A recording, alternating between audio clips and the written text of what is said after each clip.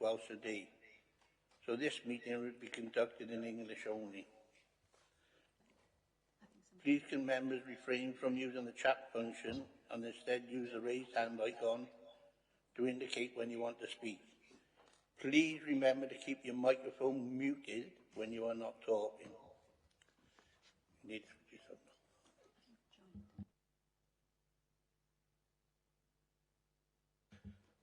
Right, moving on to the agenda. And agenda item 1, welcome and apologies. Chris, have we got any apologies? Yes, Chair, we've had apologies from Councillor Gaynor James. Thank you. We then move on to item 2. Just give us a second because a bit of a technical thing for you a minute.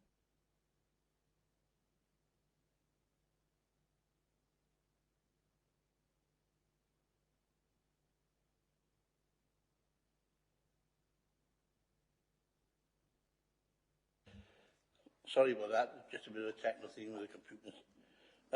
Agenda item 2, any declarations of interest? Kath, could you please ask members in alphabetical order to state whether they have any interest to declare?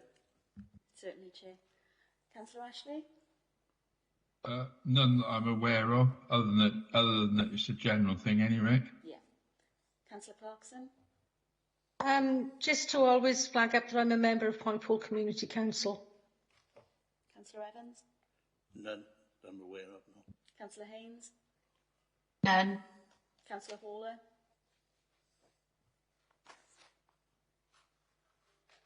Your mic's off, Nick. I've got a connection or a friendship with Pat Jarvis that works within one of the groups that's been mentioned in some of the emails. That's all. Okay, thank you. Councillor James isn't here. Councillor O'Connell? There's nothing to declare, thank you. Thank you. Councillor Parish? Nothing to declare, thank you. And Councillor Thomas? Nothing to declare, thank you. Thanks, members. Chair, can I come back and say what Linda did about the Community Council connection? I suppose I ought to declare that I'm a member of Mononbrett Canal Trust as well, which obviously there's a canal connection with active travel as well when I do that. Okay, thank you, Councillor Ashley, for that. Chair, do we have to declare, sorry, do we have to declare community councils? If so, I'd like to declare Hentless, please. Yeah, that's fine, Councillor Correct. Thank you. Right. If we move on to agenda item 3, the minutes of last meeting, that's on page 3 to 22. Hopefully members have looked through the minutes. And if they're happy to agree to sign, then somebody second them. Thank you. Would anybody like to raise anything on that, or are we all happy? No, that's great. Thanks very much. Right. We now move on to agenda item 4, the action sheet. That's on page 23 to 24. Any members wishing to comment or ask a question on them action sheet?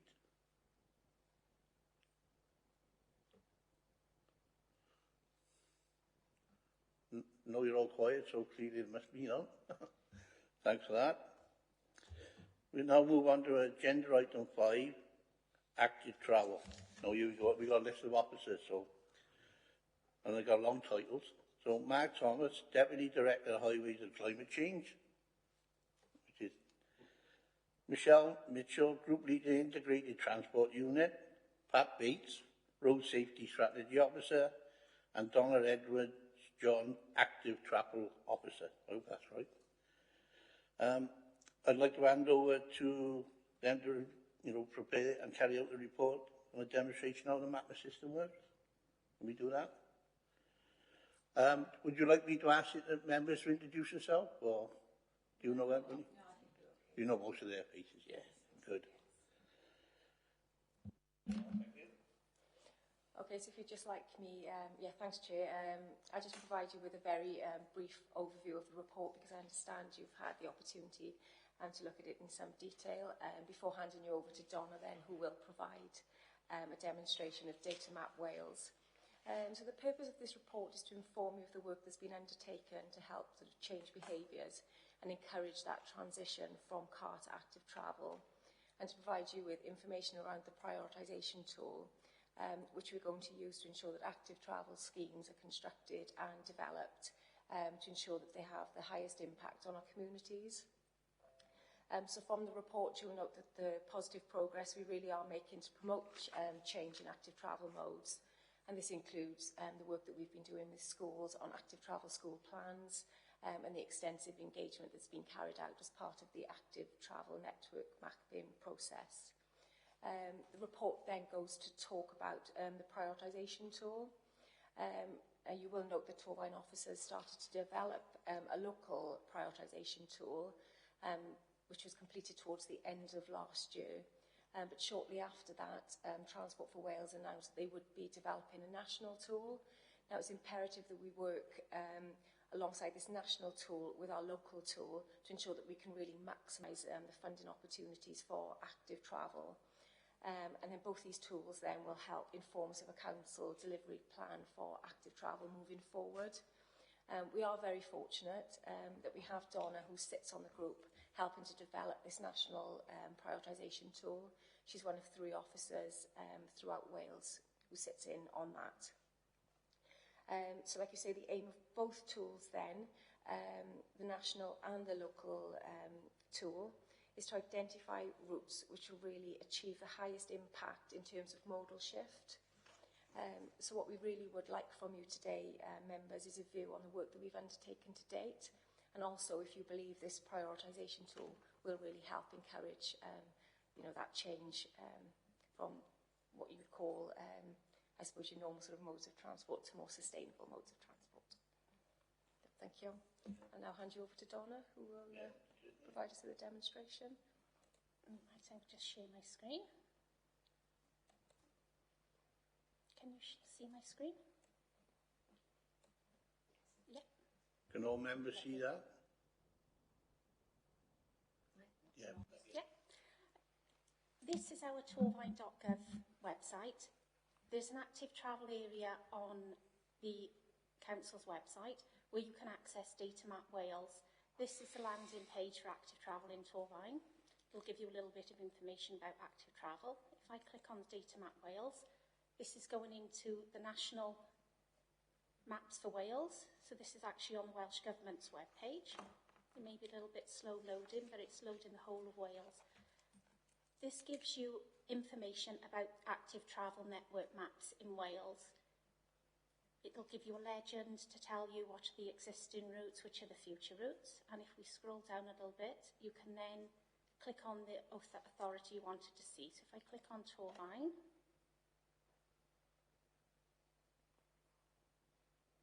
this will then load the Torvine area and our surrounding authorities. On the left-hand side is a legend available. You can see our existing routes. Light blue is walking. We have a khaki colour for cycling, and we have a purpley colour for walking and cycling, which are our shared routes. A little bit scrolling down the screen will give our future routes. If I just click on the future routes, we have a dash line for walking, and dashed green for cycling, and a dash purple for shared use. You're able to click on the route. It'll give you a route number. It'll tell you if it's walking and the priority, if it's short, medium or long term. You can also view restricted facilities and crossings and any benches or cycle storage on Data Map Wales. So if I click on restrictions, this will allow you to plan a journey. So if you're a wheelchair user, you'll be able to see if there's any steps, or if there's a steep area, or if there's any barriers. So this is quite an important data set. This was captured by Welsh Government and it was captured in 2015, 2016. So some of the information on here, such as drop curbs, it may say that there's a lack of a drop curb there, but it may actually have been rectified and there may have been a drop curb actually done in our area. So if you do find any information on there which is incorrect, if you contact me and I can make sure that it is rectified. So if I can just take the restrictions off, because it does take quite a bit of the speed of the mapping. If I click on the crossing, this is where all the crossing points have been mapped in Torvine. So if I drop down on the crossing area, you can see the Pelican, the Puffin, Toucan, zebra crossings. All of the crossings have been mapped on here for users to be able to see. And if I click on facilities, facilities is a very important one for active travel, because when we look at active travel, a lot of people just think that we're actually just looking at routes. But from speaking to disability groups, they've identified that resting places are very important for them. If they wish to go to the post office or go to the doctor's surgery, they need to know where there's resting points.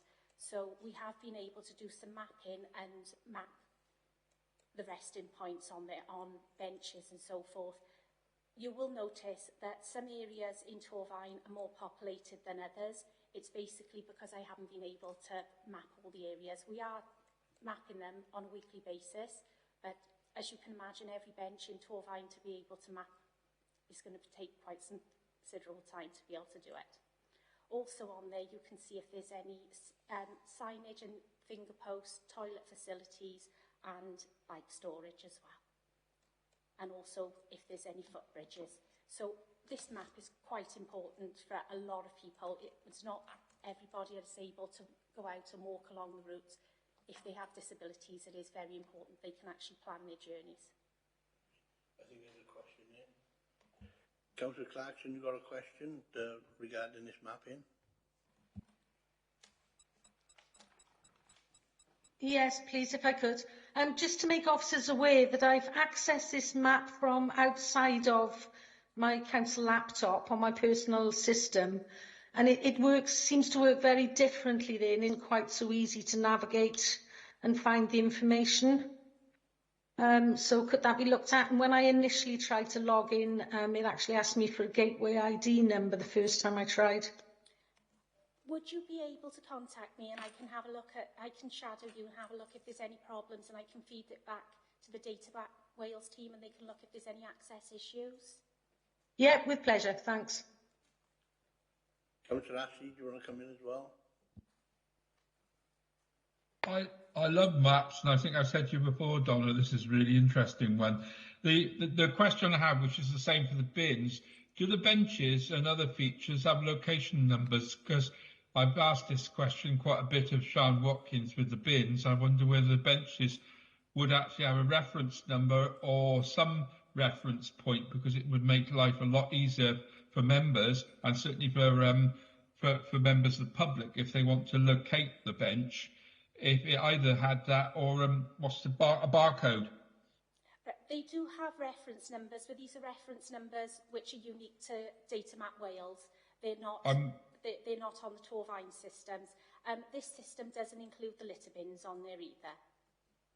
I'm wondering whether that's something that we could maybe make a suggestion, because referencing the benches rather than giving their common position. I mean, the only other way is to do ordnance survey reference, but if they had a unique reference, it would be very useful for officers and members of the public. Yeah, a very useful system is What 3 Words. Have you heard of the What 3 Words system? You can access it on your phone or you can access it on a desktop. If you're out at a location, you can take the 3 words, send it to us, and then we can look at that location for you. It is very accurate. Right, what 3 words? Thank you, that's really useful. You okay with that, Councillor Ashley? Oh no, it's brilliant. Okay, thank you.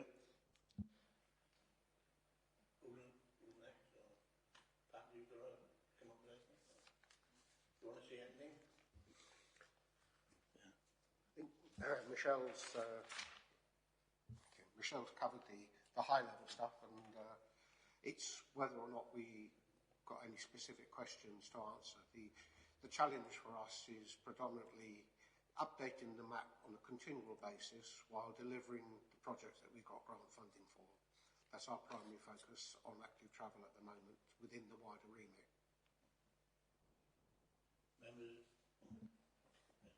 Members have got questions, don't worry about that. Mark, would you like to say anything before we come to the question? No, not really, Chair. I think they've covered everything, colleagues covered everything very, very well. So, no, I'm just here to offer assistance if there's any difficult questions. Yeah, the member got questions. You know, if Councillor Thomas, would you like to do the first question? Thank you, Chair. What opportunities do you have to work with Welsh Government on behavioural change projects? And do you think local authorities would benefit from working more closely with Welsh Government to promote active travel?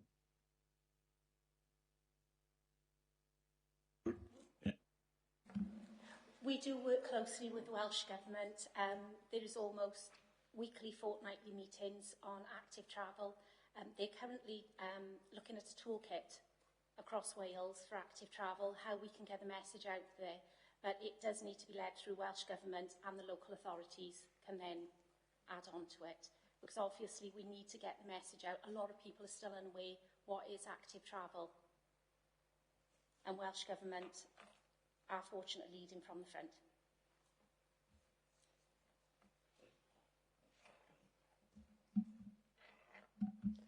Okay, just to add there as well, Councillor Thomas, that we are actually still waiting for information from Welsh Government on the national campaign, because what we want to do then on the back end of that, as you'll see from the report, we have been doing all we can whilst we're waiting for this national campaign.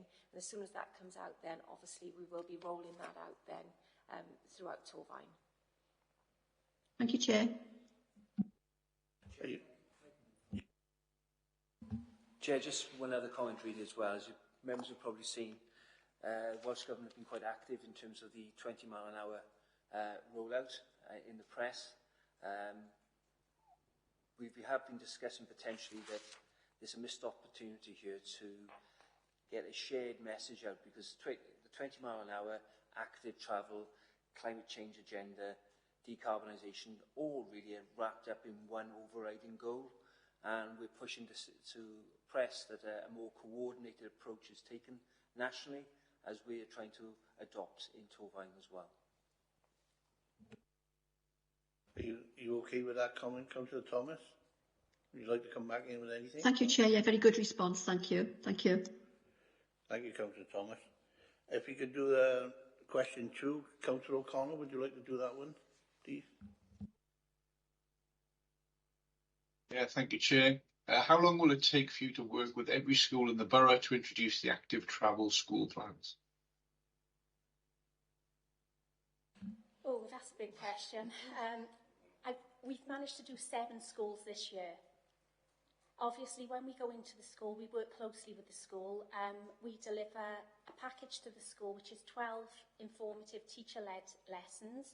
It includes hands-up surveys, climate change lessons. There's also a mapping session, which active travel team goes into the school. We meet with the pupils. Sometimes it could be 30, sometimes it can be 90 pupils. So if you can imagine, it's quite a task. We take big maps in with us, and we ask the pupils to map their route to school. If they walk or cycle, we ask them to actually draw that route on the map so we can see the journeys which they're actually taking. We also ask them to identify any problem areas. So if there isn't sufficient pavements, or if they're worried that there's not safe crossings, they give us the information and we bring it back and we analyse it. On top of that, we also issue surveys to the parents, and the parents come back and give us their thoughts on active travel and why they do use active travel methods, and sometimes why they don't, and what would encourage them to use an active travel. So it is quite a big task to actually do one active travel plan, and we've got 30 schools we're engaging with. So we are doing our best to try and get them all done. Can I add a comment? Well done, Donna. We're keen to work with every school, but we have the early adopters that are keen to take it up. The rollout of the active travel school plans is going at least twice as quick as the previous generation school travel plans that I did 15 years ago. But as the early adopters take it up, we might find other schools that are a little bit busy and don't prioritise it. So the rate at which it's taken up may tail off, but we won't be want of trying from our department. Yeah, just to answer Councillor O'Connell directly, we are obviously, as I said, we've done 7 schools. We've tried our best to try and deliver around about 9 per year. So that's the sort of rate of progress we're aiming to get. But Pat makes a good point, is the ability to fit in with the schools, because obviously they're very busy, they have competing priorities, but that's our ambition, Councillor O'Connell. Thank you. If I could just follow up with perhaps a broader point, and it's a question I usually ask during scrutiny when it comes to these kind of initiatives, but how do you know when you've been successful? What does success look like to you? Sorry. Well, we do hands-up surveys. So as part of the active travel lessons, the first lesson is the active travel surveys. So we can gather data, how many pupils are actually walking, cycling, coming by car, coming by bus. So after a year, what we would do is go back into the school and ask them to revisit the hands-up survey. And also during June every year, Public Health Wales do an All Wales active travel survey. So every school is expected to participate, and we can look at those results as well. So if we're successful, hopefully there are more pupils walking and cycling using active travel methods into school. Is the metric less use of cars, or is it 100% of school pupils walking to school, or what metric are you using to deliver success? Well, hopefully it would be an increase on the first survey. May I? Okay, thank you. The rate of walking to school nationally in Wales and in the UK has been falling for the last 50 years. The challenge is first to stop the decline before you can turn it around. You've got to get the graph paused before you can get it going in the right direction. We are part of the active school travel national organisation that is headed up by Public Health Wales, and we participate in there on behalf of many local authorities. The walk to school rates prior to COVID were something in the order of 40 to 45% walk to school rates nationally. The latest survey that's been done through Public Health Wales on this active travel group reported 39% of children walking, 3% in round figures cycling, and 2% scooting. Although it was sent out nationally, the take-up rate in the response wasn't huge, and they're hoping it to be greater next time, but they do reflect broadly on the pre-COVID values. So those are the baselines that we're currently working with. And if we can incrementally improve the walking rates in Torvine and in every other local authority at a rate of perhaps a couple of % per year, that would be significant, having reversed the trend. Thank you. Thanks. Mark, did you want to comment on that before I bring question? Supplementary? Did you want anything to that? Councillor Ashley, would you like to come in with a supplementary? Yeah, two supplementaries. Thank you for that, Pat. Is it possible that we could have those figures on the walking, cycling, scooting, etc. School as a breakdown? That would be really useful bit of statistics to have. And number two, Pat Bates, are you still doing your cycling proficiency or our version of it? Because I know it's a very low take-up we've got of cycling to school, but it would be useful to know what our scheme is at the moment if we're still doing it. I know you used to do it, and what facilities available at schools for people taking their bikes to school. Because I gather from last time I had a conversation with you, it's something that's taken up. Is it the year 6 in schools or whatever they call it these days? That last. And doesn't seem to be so much in secondaries. That information would be useful, because if we're encouraging active travel to our schools, you need to have, work out who we're targeting it at. Thank you, Councillor Ashley. There is a national standard cycle training scheme now, which is currently being updated to the UK-wide bikeability scheme, which is another layer of bureaucracy on top. It doesn't deliver anything additional to the scheme itself. However, that's costly and we hire in trainers to deliver it. What we chose to do several years ago was to continue the traditional cycle proficiency scheme, which is free at the point of use. Our road safety officer trains up the volunteer, who could be a teacher or a parent at the school. They provide the guidelines, they support the school to deliver it in the playground, the classic cycle proficiency scheme that you and I and many others did sort of 50 years ago, possibly. The principles haven't changed, and it's an excellent scheme, and it's free at the point of use. It's part of our road safety delivery. We're fortunate that as a small authority, road safety and active travel are in one department. I just have to think with the left side of the brain or the right side of the brain. I don't have to consult necessarily with a third party in that area. But we do deliver this as a baseline.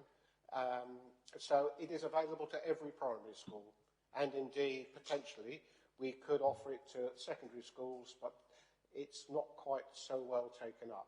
We have worked with secondary schools to support them getting people trained to national standard cycle training from school staff so that they can deliver it themselves. We did that at Westmont last financial year. I say we offer it to every primary school and most of them take it up. The majority take it up. So that good work is going on in the baseline. We have very little government funding for the National Standard Cycle Training Scheme, and I've been talking with Michelle about using Torvine internal funding to continue to provide support for that in the absence of Welsh Government funding. Steve, can I just ask one quick question on this? Yeah, is there any potential for doing it for adults that missed out on this? I didn't hear that, sorry. Can you repeat that, Councillor? Is there any potential for doing a proficiency and cycle awareness scheme for adults that might have missed out, and like other authorities do this? It is an ideal thing. It's something we would aspire to do, but we don't have the resources available to do that. Our road safety officer has a number of tasks other than road safety training. There aren't enough hours in the working day to expand it. I would love to do it, but we would need to fund it and have an additional resource, a volunteer or a paid employee to deliver that. But it's certainly on the wish list. Thank you for that, partner, Matt. Yes, thanks, Chair. Yeah, it's a good point. I know that previously other authorities have tried to work with PCSOs, police officers as well, to try and run adult training courses as well for cycling, particularly as some of the police officers then find it's far more efficient to cover their beat via cycle rather than walk. So we will obviously try and investigate that option and see what progress we can make. Thank you for that, Councillor Ashley. Good questions there. Councillor Thomas, would you like to come in? Thank you, Chair. I'd just like to ask, you did say you were working with 7 schools. I'd just like to know, is there a good mix of schools throughout the borough, or is it all concentrated in one area, please? We have a mix of schools from the north and south. We've done English medium and Welsh medium. So we have tried to mix the schools. Good, thank you. You okay with that, Councillor Thomas? Yes, thank you, Chair. Yeah, thanks for that. If we go to question 3 then, Councillor Clarkson, please.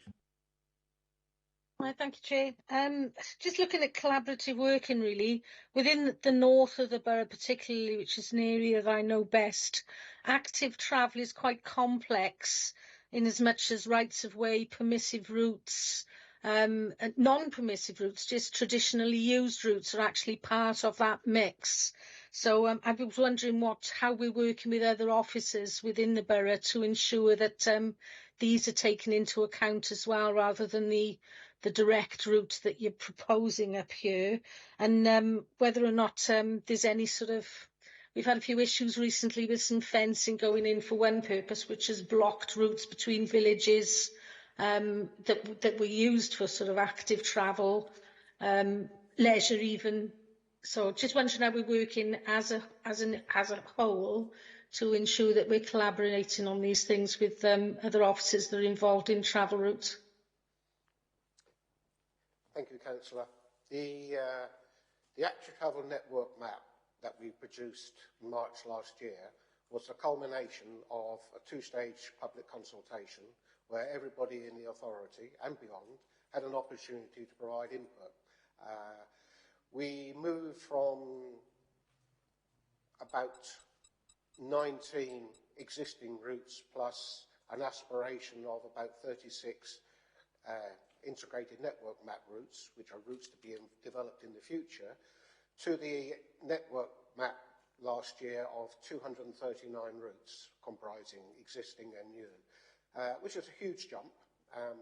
Active Travel Network is going to expand over a generation, and there's a generation's worth of work to be done there on the map that we've got. Every 3 years, the network map is updated, and any routes that people like yourself are as permissive routes or traditionally used routes across assets that are not owned by the council can be explored and be considered for adding to the Active Travel Network map at the next iteration. As I say, that cycles every 3 years. There will be another consultation at that stage. We can't add routes to the map right at the moment, and in any case, the workload for the current approved map is already substantial. But yeah, we can expand the map at the next iteration, and there are a good opportunity to improve linkages. Some of those linkages exist informally. Some of them are just lines on maps at the moment. We do wish on the map to have translate the line into a route that goes from Varteg to Glenarvan, apart from the national cycle route on the old railway line. We want to create routes that come from the Garnteg school area down to the cycle route on the line and the Brinonan cycle route down there. But we're talking about perhaps 100-foot difference in height. So putting zigzag disability compliant routes across a 100-foot fall is going to be a very substantial project and a very expensive one. But it's on, those are already on the wish list. We would love to add more. Thank you. Huge work in progress. Thank you, Pat. Chair, just and Councillor Clarkson, just to add to that, really, obviously, in terms of the coordination, as you're probably aware, there's a climate and nature emergency officer group. Active travel is a core fundamental part of that, so that we do ensure there is coordination across that. But obviously, if members do pick up any issues within their wards, then please let us know and we'll do our best to rectify that and make sure that similar errors don't occur again. Are you all right with that, Councillor Clarkson? Yeah? Yeah, excellent. Well, the next question is mine. I didn't really I get one. How can you demonstrate you were working with a canal officer to link in with their 10-year strategy? Can I start this one first? And then Donald will provide some detail. We were participating in the draft documentation. We've worked with the canal officer since her appointment, and indeed with those that were covering responsibility prior to her appointment. We have projects at 5 locations of our active travel routes on the canal, benches and seating areas that we're working in parallel with the canal officer. And to deliver active travel routes on the canal would be fairly easy, but if we wrap that around the canal regeneration strategy, it becomes increasingly complex, where you've got to share a solution for a desire line for an active travel route at, say, 5 locks, where they're going to intend to reopen the locking system. So our ideal route for active travel would cut straight through the aspirations of the canal regeneration. So our first draft has been the ideal route, and we will be sharing that with the Canal and Rivers Trust the Canal Regeneration Office has already seen a copy of it, is how we take the aspirations of both groups forward, that any future active travel routes on the canal do not disrupt, but more like complement the regeneration strategy. For the 10-year plan, we have aspirations further down at Pentra Lane, which is beyond the regeneration strategy, which we want to progress on an active travel basis. It's outside the remit of the canal strategy. So we want to press ahead on those that we can do, whilst being cognizant of everything that the 10-year plan wants to achieve. I thank you. Donna, anything else to add? I do actually have a meeting with the canal officer this afternoon to discuss bench locations, proposed bench locations, and another project as well. Some of us elected members had a meeting with them and it was tremendous, and I thought it was exceptional. If we can tie in and collaborate with that, I think it's going to be an immense problem. It's a tremendous asset, the canal.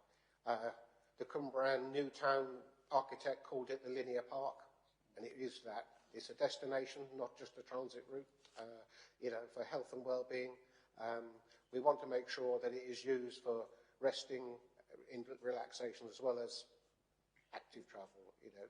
It's a work together, and we're certainly looking at how we can get the message out for people to cycle considerabely along the towpath, so that people can pause a while and enjoy it. So we need resting places that are off the direct line. Thank you, partner. Mark, Thank you, Chair. Yeah, just to sum up really, obviously the Canal Office offers a significant opportunity for economic regeneration within our communities as well.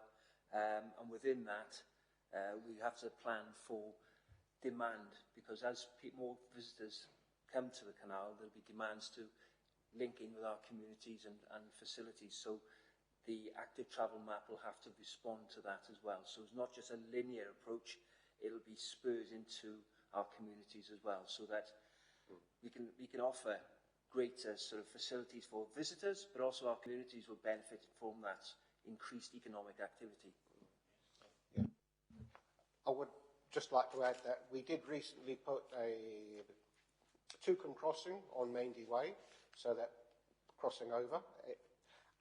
We're looking at putting a toucan crossing upgrade to the zebra crossing at South Street, Griffithstown, and at several other locations. They're at early stages, and we will be consulting with more widely. But we held back the information that we had on that until the regeneration strategy was out in the public domain, which has now been released into the public domain for consultation, but it had been shared internally with relevant officers already. So we will be able to share more widely our aspirations for active travel on those other locations above and below the 5 Locks one, with people for their input in the coming year. Councillor Ash, you got a supplementary? Well, one of the problems with the canal, which you well know, same as I do, is the how are we? I'm trying not to go into the rest of our questions on this. By the way, it's how we achieve the connectivity and the dual use of the canal, because it's got a problem now. I'm not in danger of that, am I, at the moment? It is collaborative working is obviously how we achieve that, because the way I see it with the canal, we've got the regeneration of the canal, and we've got the linear. You put it. I think it's you. I got it from Pat. We're thinking about the linear park aspect of the canal, and that aspect of the canal, I think, is dawning on members now. It is recognised. I mean, urban canals do attract a lot of visitors, and it is used as a through route. I have been discussing it with the Transport for Wales regional coordinator that we have for the South East Wales area, and there is another local authority that's exploring some work, but it's well recognised that it is a huge challenge to work out a solution that offers a satisfactory arrangement for all the different types of users. as you say, people who want to have a leisurely stroll and rest a while, along with people who are just going from A to B commuting. It's the narrowness of the canal with private land, housing back gardens on one side and the water on the other, does constrain us from ideal wider solutions. But we are looking, as I say, across the whole of South Wales as a group to find what works best. It's recognised as to be a major challenge in upgrading it for all. Okay. Thanks for that, Councillor Ashley. If we go to question 5 now, Councillor Clarkson, please. Thank you, Chair. Yeah, it's a bit of an update I'm looking for, really, regarding Sustrans and how Council and other authorities are currently working with Sustrans on active travel issues. Sustrans are a consultee by Welsh Government and Transport for Wales.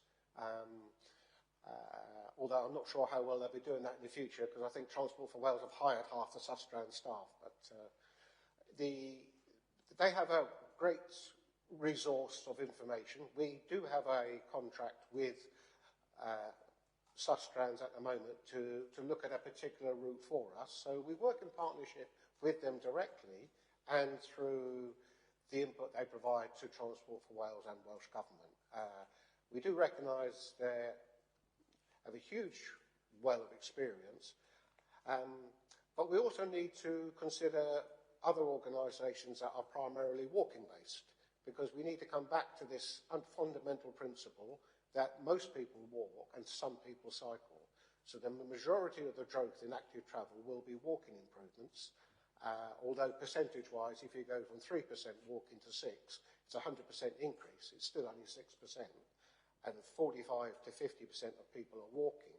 So the numerical growth will be in more people walking, much more than in more people cycling. So Sustrans is a significant partner, but there are others that can bring something to the party as well. Thank you, Chair. Yes, just in terms of involvement, obviously we align our sort of design of active travel schemes with obviously the National Standard for Active Travel Design Guide, and within that design guide as well, obviously Sustrans have been involved. Other disabled groups such as Guide Dogs for the Blind have been involved as well, just to try and balance, as Pat said, balance the competing demands on those active travel routes. But as I say, we do try to consult as well beyond that. So while we align our designs with best practice, we do strive to consult as well where there are specific issues. For that. We're now on can I just come back quickly? It'd be interesting at some point to hear some more information around how we're consulting, just for information, really. I know we consult with the Torfaen Forum, and there's lots of other groups, so it's just interesting information to feed into our understanding of the consultation process. Just to round off the fact, we've talked walking and cycling. In active travel terms, walking isn't just pedestrians, but it also includes wheelchair mobility scooter users and everything else with wheels and without an engine. That's not a cyclist. Exactly, yeah. And I've been developing safe routes to school, safe routes in communities, walking and cycling schemes long before the Active Travel Act came in 2013. And every scheme seeks to achieve a step-free route. So disability access for the mobility impaired has always been a requirement, and we've been driving that forward for over 15 years, long before the Act. And it continues to be a primary focus. We've just added some simple drop curb systems down in Crossy-Keeliog that have been a major hurdle, a challenge and a disconnect for wheelchair and mobility scooter users, and they're well pleased with the progress that we're making, but there are hundreds of locations at tens of or hundreds of thousands of pounds. So we're rolling out improvements for all users as quickly as we can, but it's a phenomenally large task to do. If someone's got another million or two to help us out, we'll be great. Yeah, that's appreciated. Thank you for that answer. The next question is barriers to active travel, number 6. Councillor Parish, I think Pat has started to answer some of that. Yes. There are still issues preventing wheelchair users or pushchairs from using routes, such as parking on pavements, on drop curbs or gates, barriers, on walking and cycling routes. How do you deal with this? Welsh Government are developing a policy that allows councils to deal with pavement parking. They've deferred that back till next year because they recognise the amount of resource that has to go into the current default 20 implementation phase. So legislation is coming to change it to make it easier to deal with pavement parking. But obstructions on the pavement aren't just limited to pavement parking. There's quite a lot of properties that have hedges and such like that massively overgrown, and so quite a lot of obstructions are green foliage that are owned by private individuals. That's as much of a challenge as pavement parking. So our focus on pavement blockages and obstructions should not just be limited to vehicles. But as I say, every route that we put in is step-free, wherever possible, maybe a set of steps complementary to the slope gradient. And we ring-fence a certain amount of our active travel allocation to specifically for increasing the number of drop curbs. Again, it's a drop in the ocean compared to the current demand, but through the active travel network map and all the consultations that fed into the map, Don has mapped every drop curb that has been flagged up in need on our digital mapping system in Torvine. It's a background task which is thankless, runs into the hundreds, if not the thousands, but she's been diligently not only identifying them, but we coordinate it with our active travel audits that have been done by consultancy to rank and prioritise those which are most important, which ties in again to the prioritisation criteria that is being progressed. There is a prioritisation criteria that exists already. It was part of the mapping submission. The current ones we're talking about are substantial refinements on the earlier process. So we're, I think the first walking audit I ever did, I took my one-year-old grandson out. It's quite an interesting one when you do an audit to actually have a pushchair to hand. So I do recognise the challenge for pushchair users, but even more so for mobility scooters. At least with a pushchair, you do get a chance to bump it up and down a curb, but the challenge for wheelchairs and mobility scooters is even more so. So I'm very keen that we get as much money as possible to improve the drop curb ones, and if we're always looking for funding streams outside the grant process to add to that. Thank you, Pat. Mark?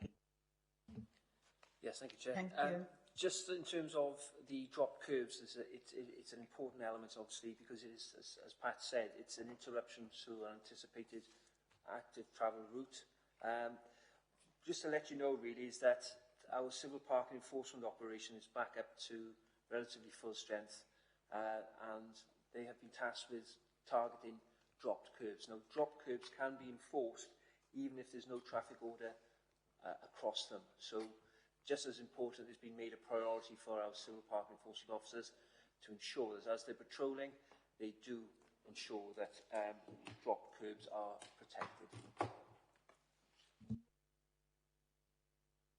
Are you all okay that with Councillor Parish? Did you want to come back with anything? No, that's fine. Thank you. Excellent. Councillor Ains, did you want to come in with a supplementary? Yeah, just hallelujah to the last comment about the enforcement of people parking across dropped curbs. Hallelujah.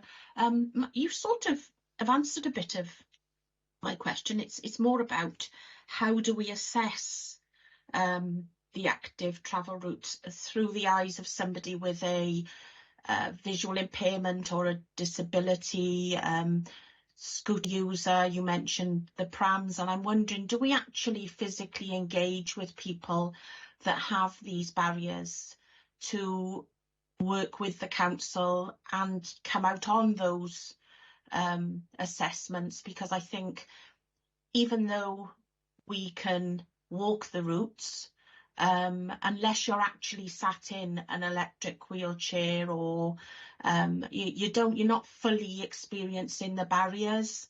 I mean, I'm going out with a lady now in a couple of weeks to walk some of the routes, because there are some concerns about some of the drop curbs or lack of, and I'm sort of tired, sort of thinking really we should be experiencing what they're experiencing. So I'm wondering if that is incorporated somehow. Thank you, Councillor Haynes. Yes, as part of the ATNM process and since, I've gone out and I've walked routes, and myself and Pat have both gone out with people with disabilities, wheelchair users. There was a lady with a guide dog from Sight Cymru and our rehabilitation officer, and other disabled groups as well. Everybody is welcome to contact us, and we will go out and, like I said, see it from their point of view, because we can we can go up and down curbs very easily, but to see it from a wheelchair user's point of view or other disabilities, it is very different. I'm really pleased to hear that, thank you. And also where we've had schemes, the highway where we've put in our drop curb schemes, we put that out as well to disabled groups, and they come back with recommendations with some alterations which we took on board, and we've had really positive feedback from them.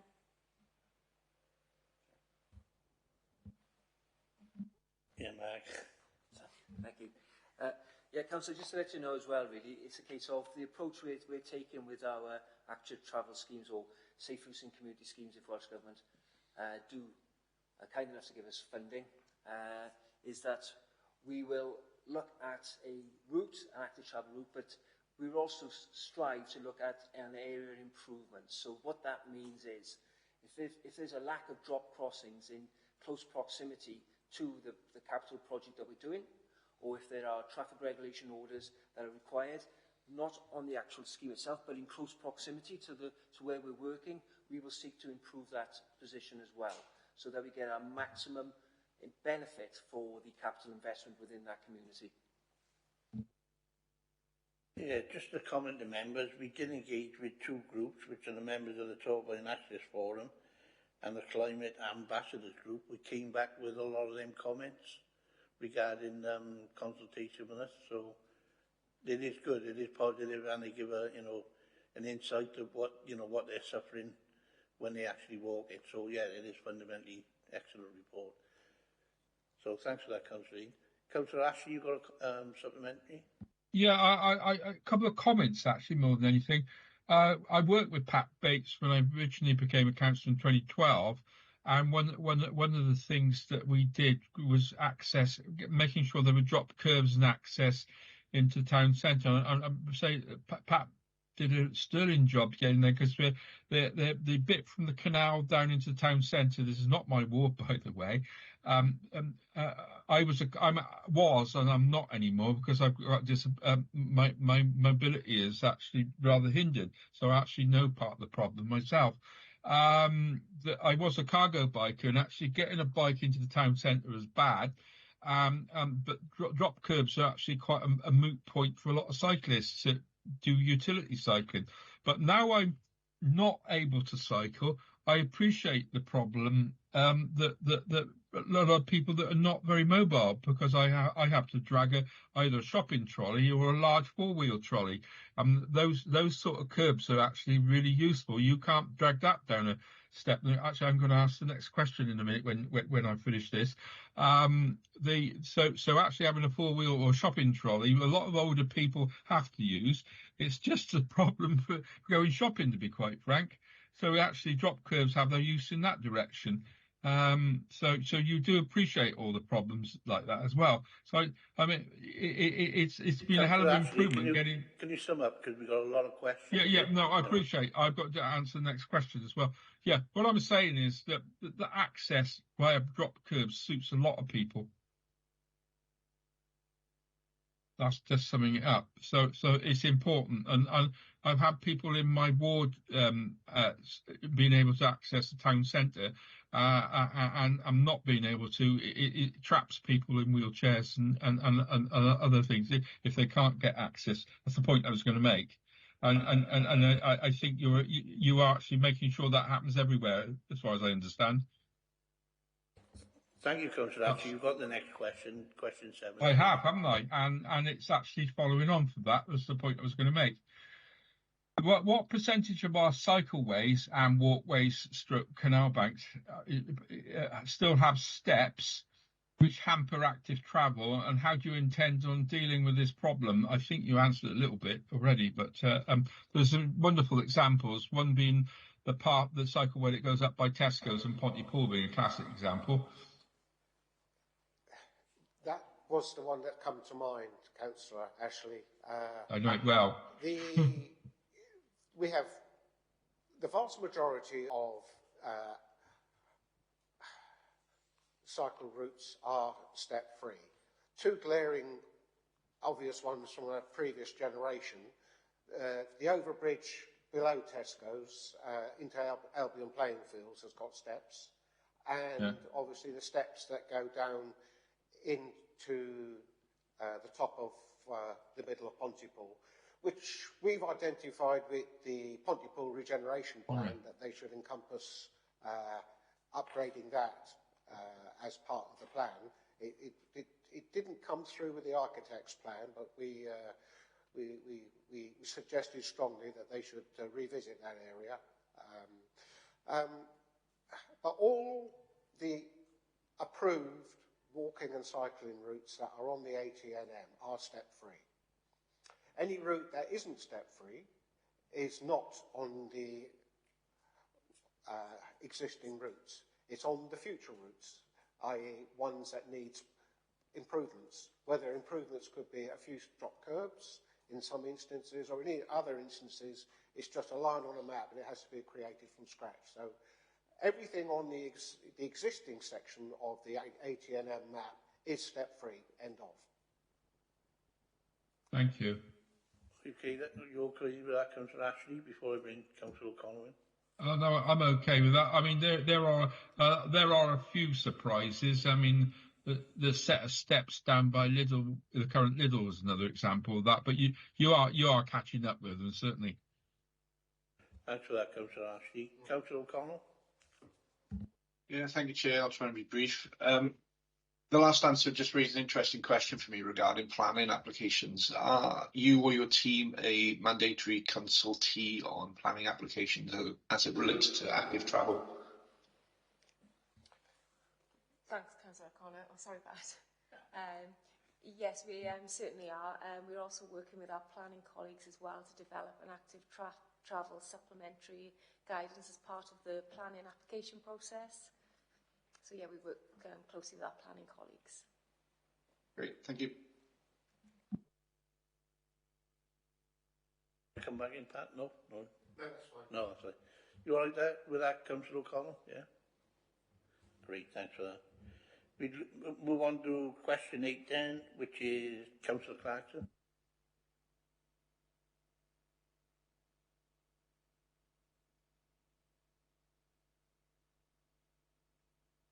Apologies, I'm having problems with my mic button today. It's looking at the complexity really and future routes. And we've got one of the major complexities up in the north of the borough, i.e. the B4246. That's going to offer significant challenges as there are huge constraints along that route.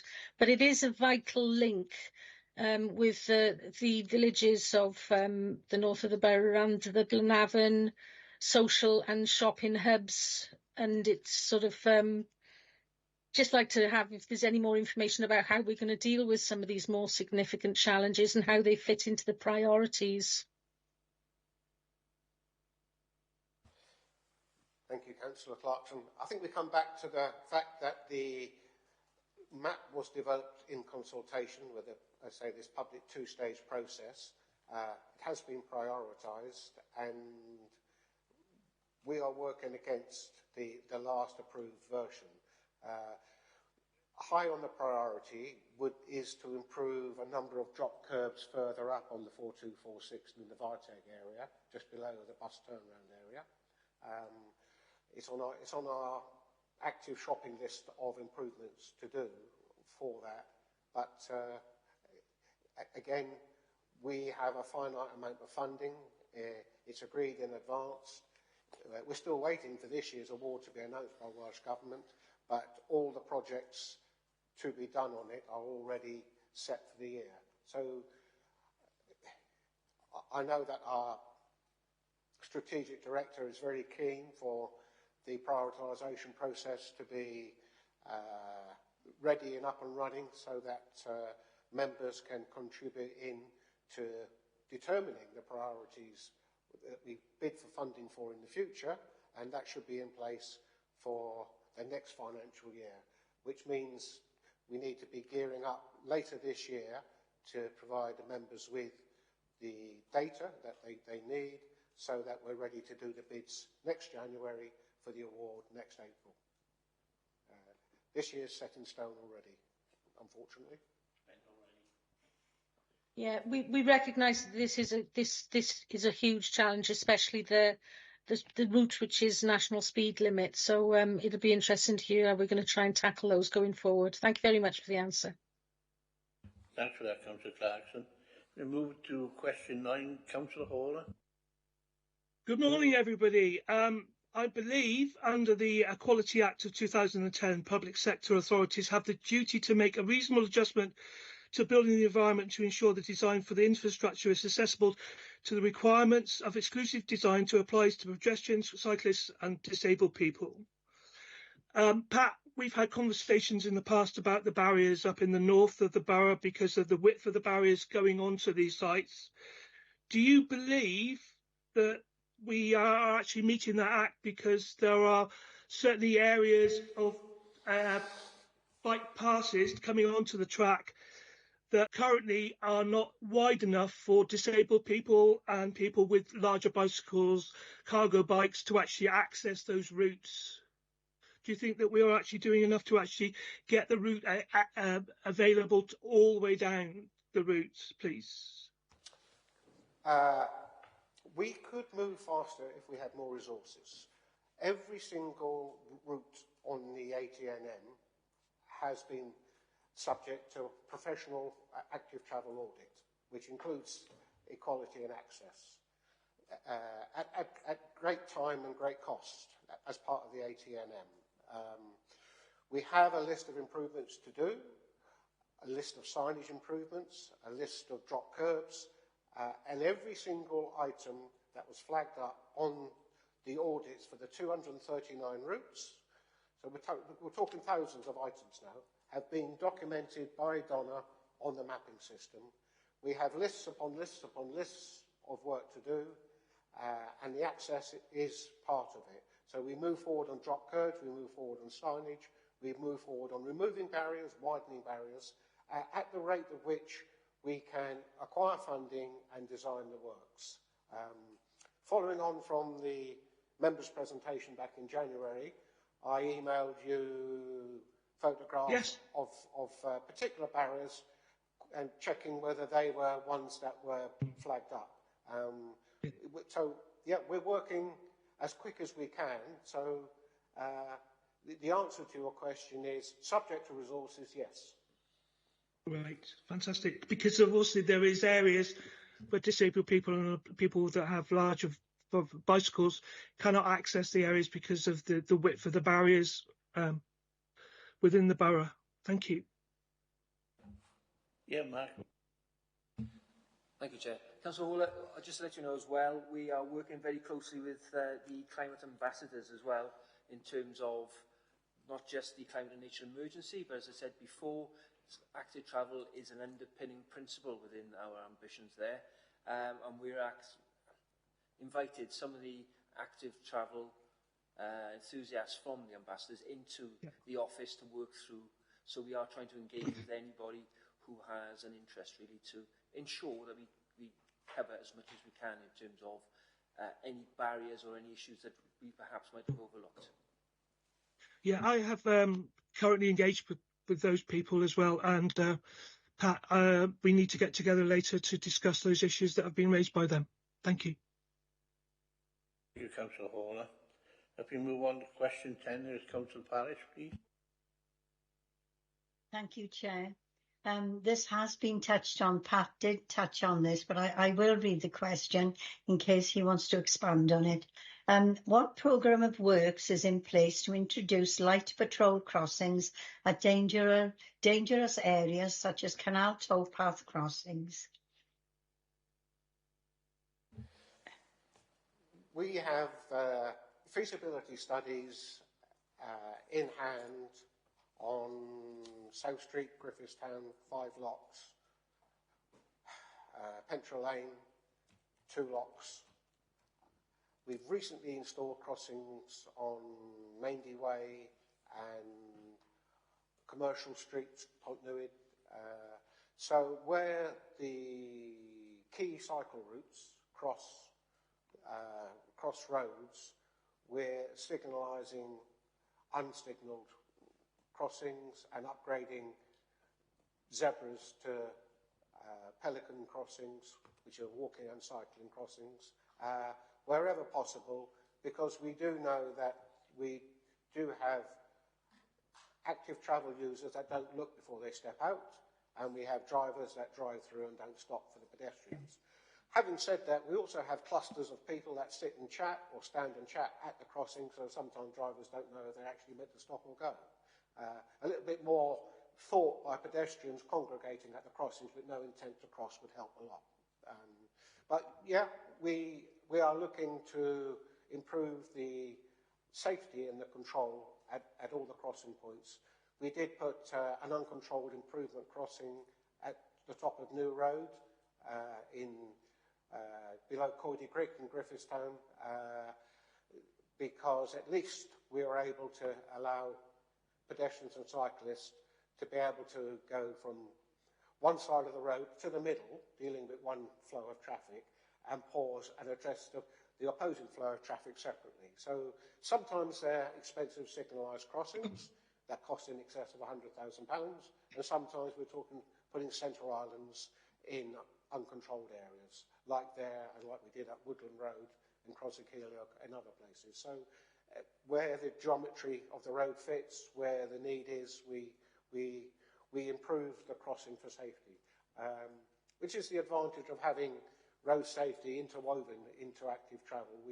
We, as previously mentioned, we're able to do that more holistically than some. So,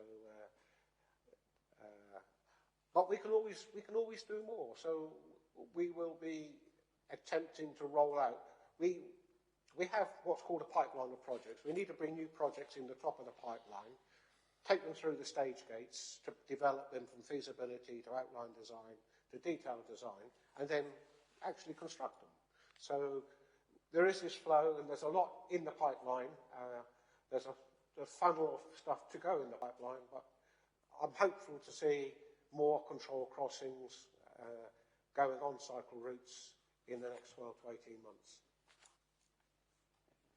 Thank you very much. It's good to know there are things in the pipeline. Does anyone want to add to that, Councillor Parish, or you could? No? No, I just said, no, that's a very comprehensive answer, and it's good to know there are lots of things in the pipeline for safety. Thank you. Thank you, Councillor Parish. Thank you. Councillor Clarkson, could you do question number 11? I think Pat has covered half of that already. Yeah, there's a little bit of expansion on it, and sort of 2 parts to it, really. Initially, we've just talked about crossing routes and signage, but we've got some places where there's significant breaks. It's particularly in the cycle route I'm thinking of now, where you come off the cycle route and you've actually got to cross the road and go through built structure, new development, and the signage is very difficult to link those up. I've had complaints in my ward from people who have failed to manage to do that, and I've tried to give them information to help them to achieve that. So on the back of that difficulty, is there anything we can do more to promote the cycle routes maybe by locality, within our Torfaen County Borough Council website, leaflets in community hubs about specific routes, that type of information, sharing information through the tourist hubs up in Blenavon and Green Meadow Farm, just to make it easier for people who are using these routes that haven't got local knowledge and maybe using them from outside of the borough, just to make it more easy for them, really.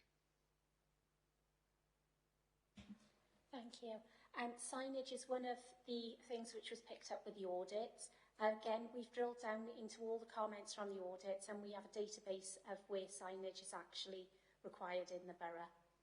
If you have a problem specifically, if you can contact me, and then I can check that it is on the routes. Obviously, if it hasn't been picked up on one of the audits and is off the routes, I may not have note of it. So if you can let me know, and I can make sure that it is added to the list as well. And on a more general level, is there anything we can do? As we've already sort of said, getting onto that data Wales map isn't always that easy or straightforward. It's a good link, but once you get there, it seems to have a variable response. Is there anything we can do more in the promotion of these routes outside of just signposting to that map? Hopefully this is going to be picked up in the toolkit, which is being developed by Transport for Wales and Welsh Government. It'll provide us with tools which we can do more promotion on there as well, but certainly it is something we can look at in the future. Thank you very much. This is one part which I'm meeting with the Canals officer as well this afternoon. They have a group, I think it's Bridge 46, and they're looking at QR codes along the canal, and they're looking for publicity as well, to publish the routes, the route walk. They're looking to give information out to doctors, surgeries, because obviously if you're walking and cycling, it's healthier for you and it's good for your well-being. So the more promotion we can get out, the better. So we're open to ideas. Yeah, it's great that when there are these volunteer groups to use those, but that's going to leave considerable patchiness throughout the borough because they're not always available. So it is something to consider for the future, and I'm happy to hear that that's being done. Thank you. Thanks, Councillor Clarkson. Just to add to that as well, we are working with our corporate comms team as well to promote active travel as much as we possibly can. So, of course, when we're introducing new routes, that will be done on an individual basis. But as Mark alluded to earlier, you know, active travel, it isn't just in its silo. You know, it links into so many other areas of work, so the 20 mile per hour, climate change. So like I say, we're looking to do a coordinated piece around that as well to promote active travel. Thank you. Thank you for that. Councillor Ash, you've got a supplementary? Yeah. You mentioned the Bridge 46 QR code project, which I think is a tremendous idea. As far as the sort of work that Andrew Neville and co did in the past, where they put maps and things, so I did mention this. Are there any more stuff that we can do to promote active travel? Because it seems we get this stuff in waves. As I said, I can go back to days when Andrew was doing maps and things. We had some lovely stuff down in Cwmbran and down this end. And Melinda's right, it didn't percolate up to the other end of it. So, as I said, it seems to go in waves, and it really needs to be out there, which is the glory of having the QR code stuff. It's out there. It's not stuck on a website, which I'm a great fan of, I think. I remember the thing down at the station. So, you know, any plans to do any more of this out there rather than stuck on websites? Hopefully this is going to be part of the toolkit, the promotional toolkit from Welsh Government, which is being developed. Because obviously it needs to promote the whole of the Welsh active travel routes, not just in Torfaen, because you may live in Torfaen, you use a route in Torfaen and you go down into Newport. So obviously we want to promote the whole of the network rather than just piecemeal. I would support that because, I mean, in the past I've cycled down to, say, the wetlands or over, which I can't do anymore, or I want to go to Chepstow or somewhere. And certainly a holistic approach via Sustrans map or whatever, or that now you've got this wonderful map. Yes, I'd totally support that. Thank you. I would agree with your comment that any his time at the council, Andrew Neville did a tremendous amount of signposting of cycling routes on the old railway line. That's cycle route 492 and 49.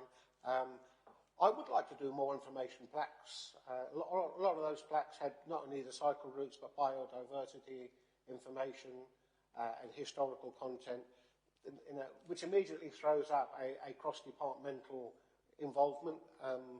It is something I would like to do. I often pause at those plaques that Andrew was responsible for delivering. But as I say, when we get to the end of the week and we're still focused on delivering actual projects, there's a whole range of good things that we would like to do that there just aren't hours in the day to do.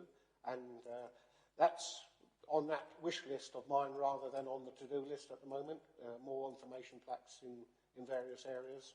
But I would agree with you that it would be beneficial if we can get that off the wish list and onto the to-do list. Chair, so I may come back quickly. There's always a purpose about why people cycle. Sometimes it's leisure, other times it's actually for purpose, i.e. going to town centre and you look at your map, you can link up to places like Abergavenny, Bryn Mawr, or going to Caerleon, or Newport. So where people cycle or walk even is the purpose having the maps is to tell you where to go, as it were. And it's important that those routes are complete. I got told off the other day for saying this, but it's connectivity, and it's not linear. It's a net. Thank you, Councillor Ashley. Yeah. If we can move on to question 12, then that's Councillor Hall. Yeah. Pat, I know that we've had this conversation in the past, but it'd be interesting to see moving forward. Whilst I understand that there is cost implementations and funding is very difficult, what's the infrastructure we haven't got in place to encourage cyclists, such as cycle repair stations on the routes? And secondly, over the last couple of months, we've been seeing more kind of cycle park cafes within the bigger cities where people use those to park their bike up. In Blaenavon and in other communities within Torfaen, there is very limited bike stands. And from my perspective, I would use my bike in town, but I don't want to lose an expensive bike and lock it up against a lamppost, where I would like to use it on a bike stand. Is there any more movement on moving this forward and providing those types of facilities for the cyclists that use the routes in Torfaen, please? Thank you, Councillor. Main schemes that we do will include peripheral facilities like cycle stands at destinations and benches. We're delivering that on our scheme on Ed Logan Way, where we've upgraded the road to a cycle route, and at the local shops there are bike racks now and benches going in as a complementary part of a main scheme. We have two strands of funding. One is main scheme and one is core allocation. The core allocation bit has also been assigned a certain value for adding cycle racks. We've put cycle racks in several schools this year already as well. Your earlier request for bike racks in Blaenavon is on the to-do list, but we have literally hundreds of locations which Donna has already catalogued about where we want to do it. So we get £542,000 on our core allocation.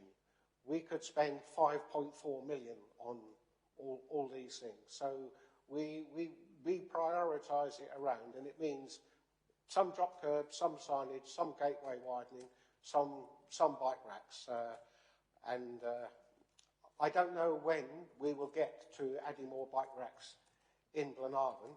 I would say it's a priority because the community centres are the highest priority, and then the regional areas we roll out in towards the residential areas progressively. So Pontypool, Cwmbran, Blaenavon, town centre areas will be the highest priority for more bike racks out of the core allocation ones, separately from those added to main schemes. But it will take a time to roll out. I haven't forgotten the suggestion about bike maintenance stations. I think that's quite an interesting one. We don't have any immediately planned, but next time there's a main scheme, I'm more than happy to have a bike maintenance station included in there. That was a new suggestion to me. I don't profess to be the font of all knowledge, and I'm grateful for that suggestion, which we've got Thank you.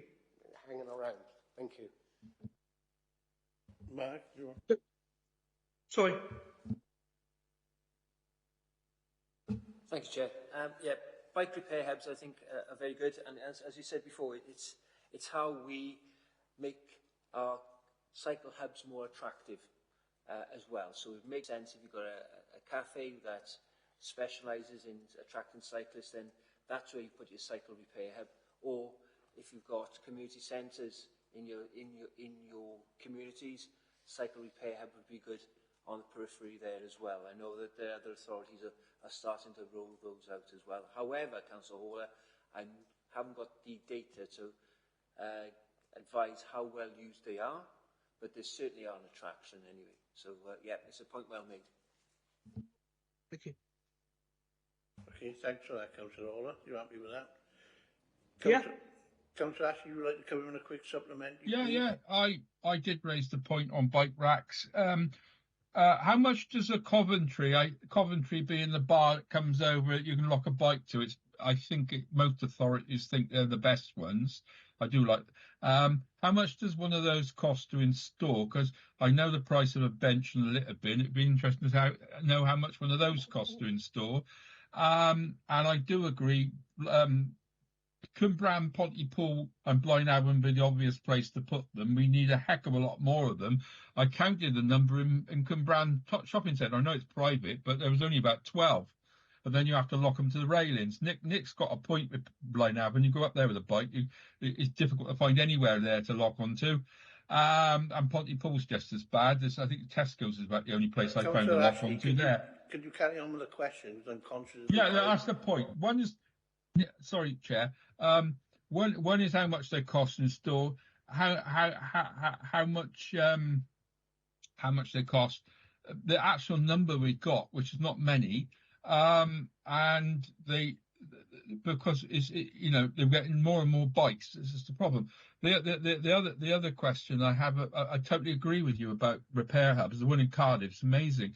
The other question I was going to ask, that we've got the only place you can get bikes repaired, and we kind of need to encourage social enterprises or enterprises to do this, is Cwmbran. We've got 2 bike shops in Cwmbran, and there's nothing in Pontypool and nothing in Blaenau, and I don't know. Obviously we've got our own place as well in Pontypool, but if we're going to be serious about having this, we need people that can repair bikes, and we need people that can repair e-bikes, because I've mentioned this point before. There's an awful lot of them out on the canal and on the cycleway. So that rather than going to Cardiff or Newport to get them, which is what most people have to do, we do actually need to be able to encourage enterprises. And I'm just wondering, along with things on the canal, it just seemed an obvious one.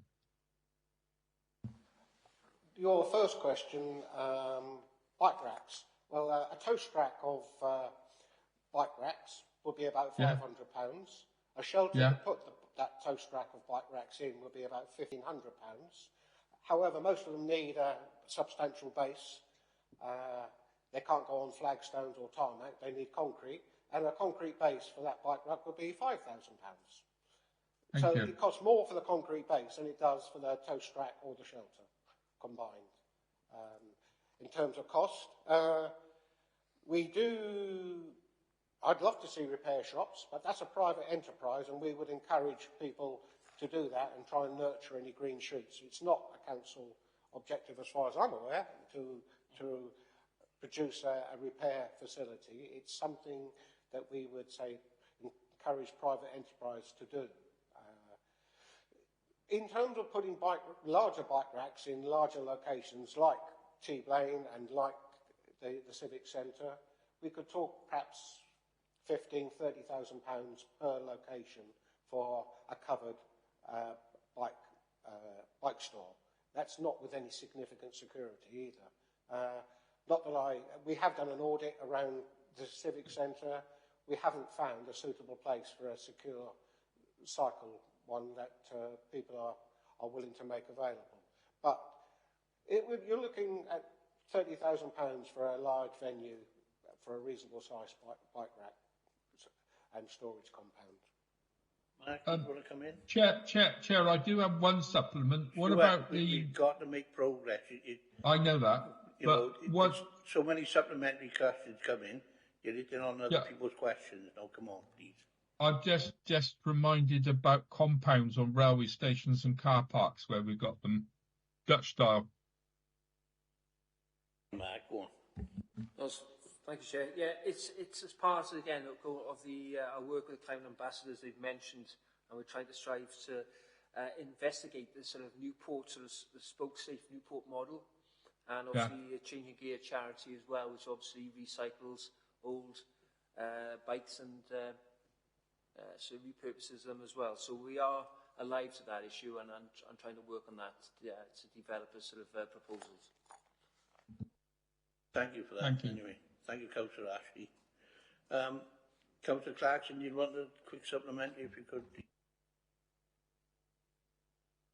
Chair, I'm happy to bring this in as a supplementary during the promoting active travel, just to save some time and try and combine some of the things.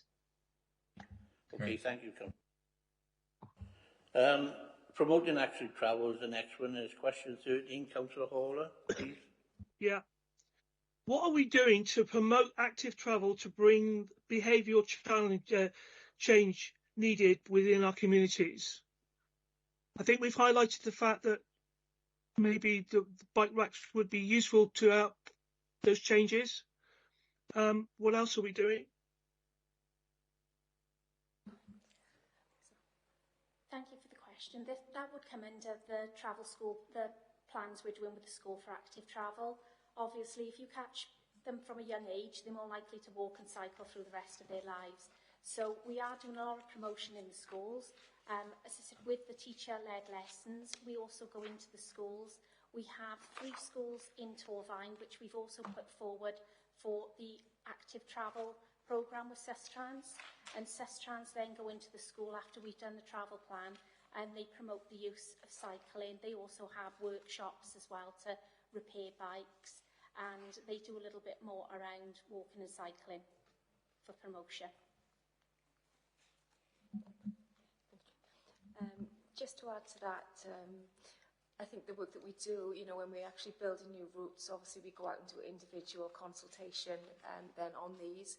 And I think just our continued work as well with other departments, you know, as we've mentioned with our climate change ambassadors, you know, with planning, I think we really are building up a case now to really see some real positive change throughout Torfaen.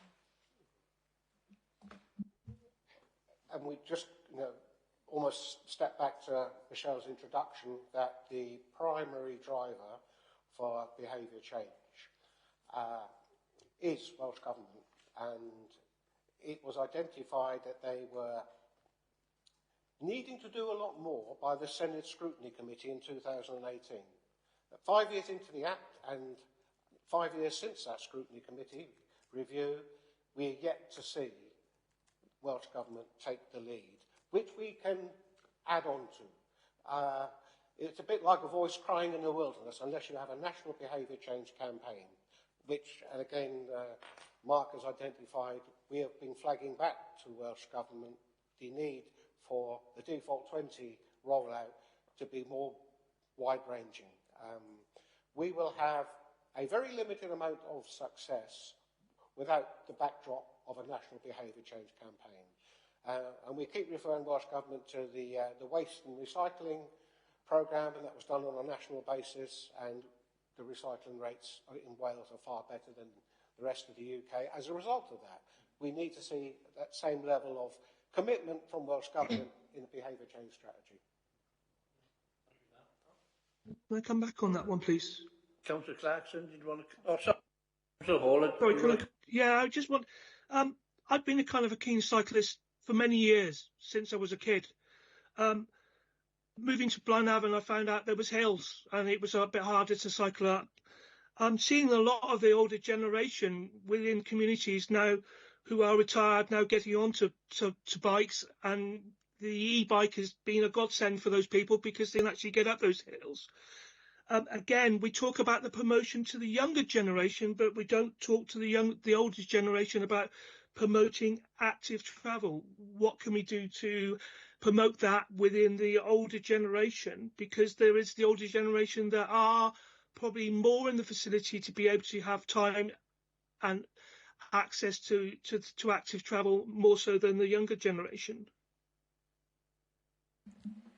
As part of the ATNM consultation, we tried to reach as many groups as we possibly could to ask them to feed in to the route maps where they'd like to see improvements, and we're hoping that they can remember from taking part in the consultation and we can move forward with it.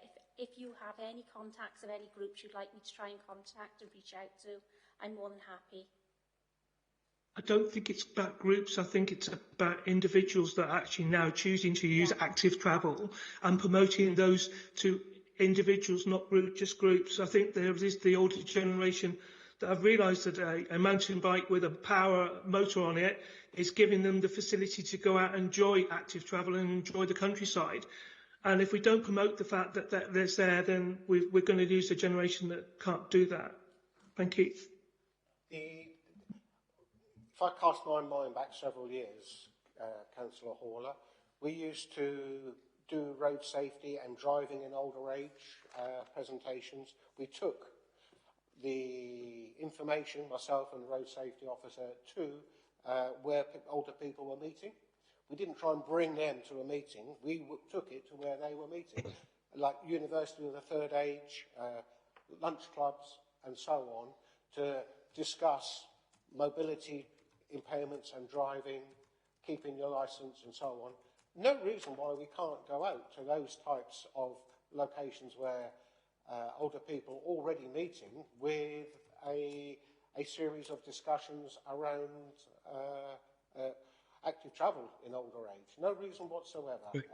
If anyone can facilitate us with the current range of older people's networking groups that currently exist, Donna and I would be happy to make time to come and discuss the matters. We've had some very lively meetings on the road safety ones in years past, particularly in Blaenavon. Thank you. It's not just the cyclists, isn't it? We're talking about disabled access and the older people and that. So thank you. Indeed. If we can keep our supplementaries short, if possible, because we've still got a lot of work to get through in a very short piece of time. Councillor Clarkson, if you'd like. Yeah, it's sort of linking up some of the things we've already discussed regarding prioritisation, improving the routes that we've actually got in use now and encouraging behavioural changes. And it just seems that there could be some things we're doing in the now that aren't that expensive, that the Torfaen Access Forum has brought up, for instance, when we've consulted with them, such as putting resting places in on routes which are used more for leisure, and sort of promoting them more for commuting, which has its difficulty when, you know, we've got winter, especially in the winter, some of the routes are sort of quite isolated and unlit. So whether we could promote more lit routes that would be safe for a cyclist to commute. But my main sort of issue at the moment is whether we could do anything in the here and now, relatively cost effective, maybe involving community councils as well, to get some of these resting places in that people with disabilities or health problems are currently saying are preventing them from accessing our sort of active travel routes. Thank you, Cole. Thank you, Councillor. Resting places and benches was something that came through as a significant need in the Active Travel Network map consultation, and the subsequent conversations that Donna has had with the Torfaen Access Forum and the Disability Advice Group with Tony Crowhurst and and along with various other individuals. And I would say 5 years ago, it wasn't on my radar. It very much is now. And say we do put a few benches in. We are plotting literally at the moment the locations for the desirable ones for, particularly on cycle route 492, where there is width to do it.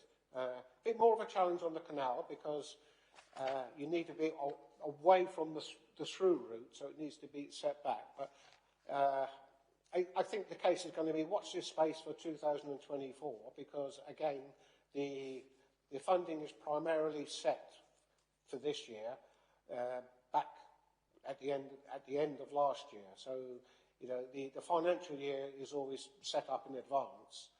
We can't switch funding from one project to another very easily, if at all. But I would like to see a lot more benches put in and as resting places, providing they don't obviously compromise the main flow of people going to and fro. So it's very much something that I'm aware of and would like to do more. But we could spend, again, if it's cost something like £500 to buy a bench for the public space, and it might cost £500 or £1,000 to put on a concrete plinth. So you would only get, you don't get too many pounds. I mean, that's £1,500 per bench. And we need to make sure they're secure, because some that we put in the public realm have either been vandalised or stolen. You know, that is a real issue. I'm sure they're sitting somewhere nice in someone's back garden, but yeah, at £1,500 a time, 10 benches is £15,000 by the time you've got the foundation.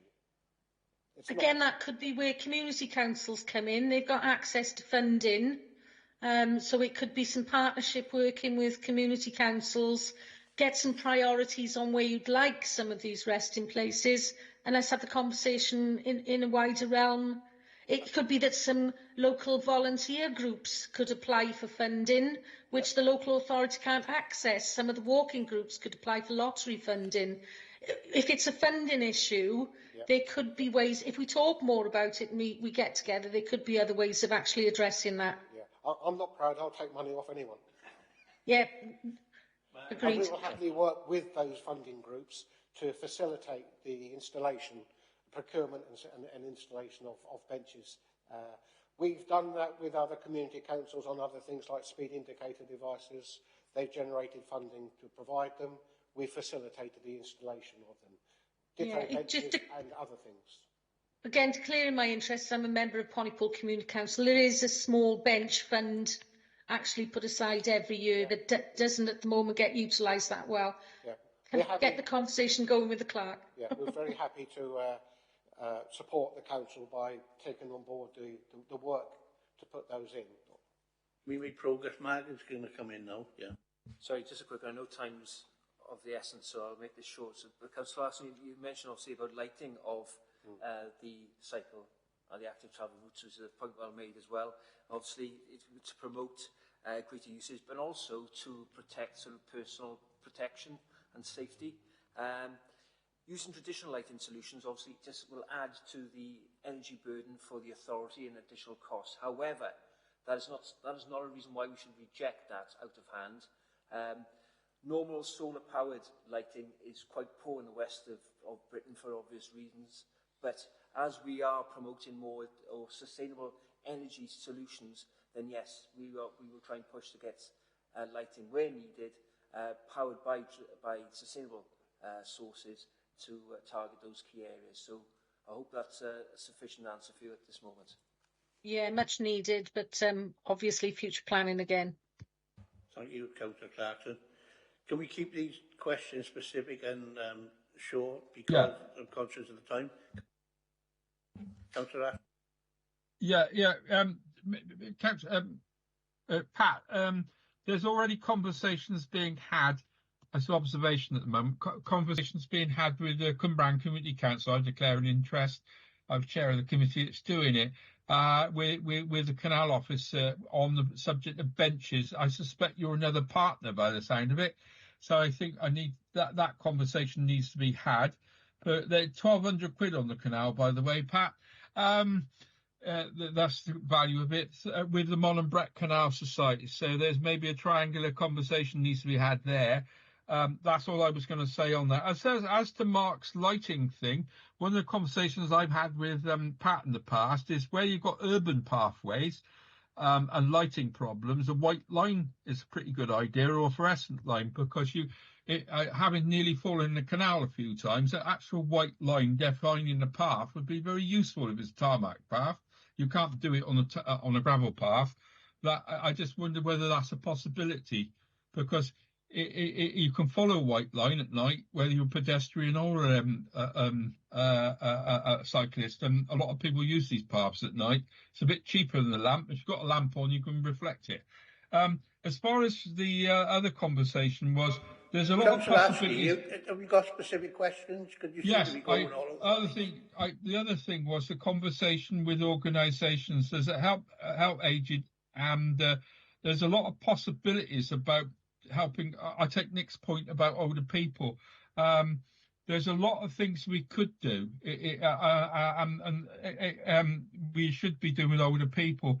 I take the point about individuals, but there's a lot of organisations around the possibility of having trial bikes for older people and e-bikes, and I just think there's a lot more that could be done there. All right. Anybody want to comment on that? Please keep the specific questions. I am. They are, because it's just there's a few points that come out all the time on this. Sorry about that, Chair. I found it a bit hard to define the question out of that, but we consult more these days and share information than ever before, but the amount of consultation, discussion and engagement that people are asking us to do would need another officer involved. Yeah. You know, we're back to the fact that at the end of the working day or the working week or the working year, we struggle to deliver our core priorities without being able to do all these other very good things. But we need more people to do all the other good things. I get your point. Thank you for that, Councillor Ashley. Councillor O'Connell, Yeah, thank you, Chair. I do have to disappear shortly, so thank you for allowing me to ask the question now. You talked about behaviour modification. I think that's the biggest challenge you have ahead of you, to be honest. You're not going to get anywhere without it. People are like water. They're going to do what's easiest and take the easiest path. So don't think I'm being cheeky when I ask this question, but the team of 4 that you have there promoting active travel, how did you all arrive at the Civic Centre today?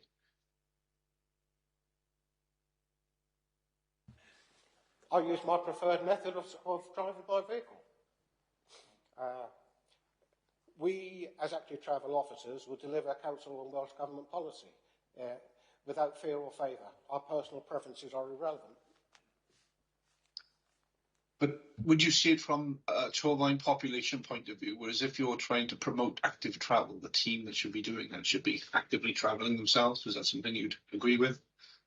I disagree, but as far as I'm concerned, I do plenty of walking with my dogs. I walk at least an hour a day, and I don't need anyone telling me to do more.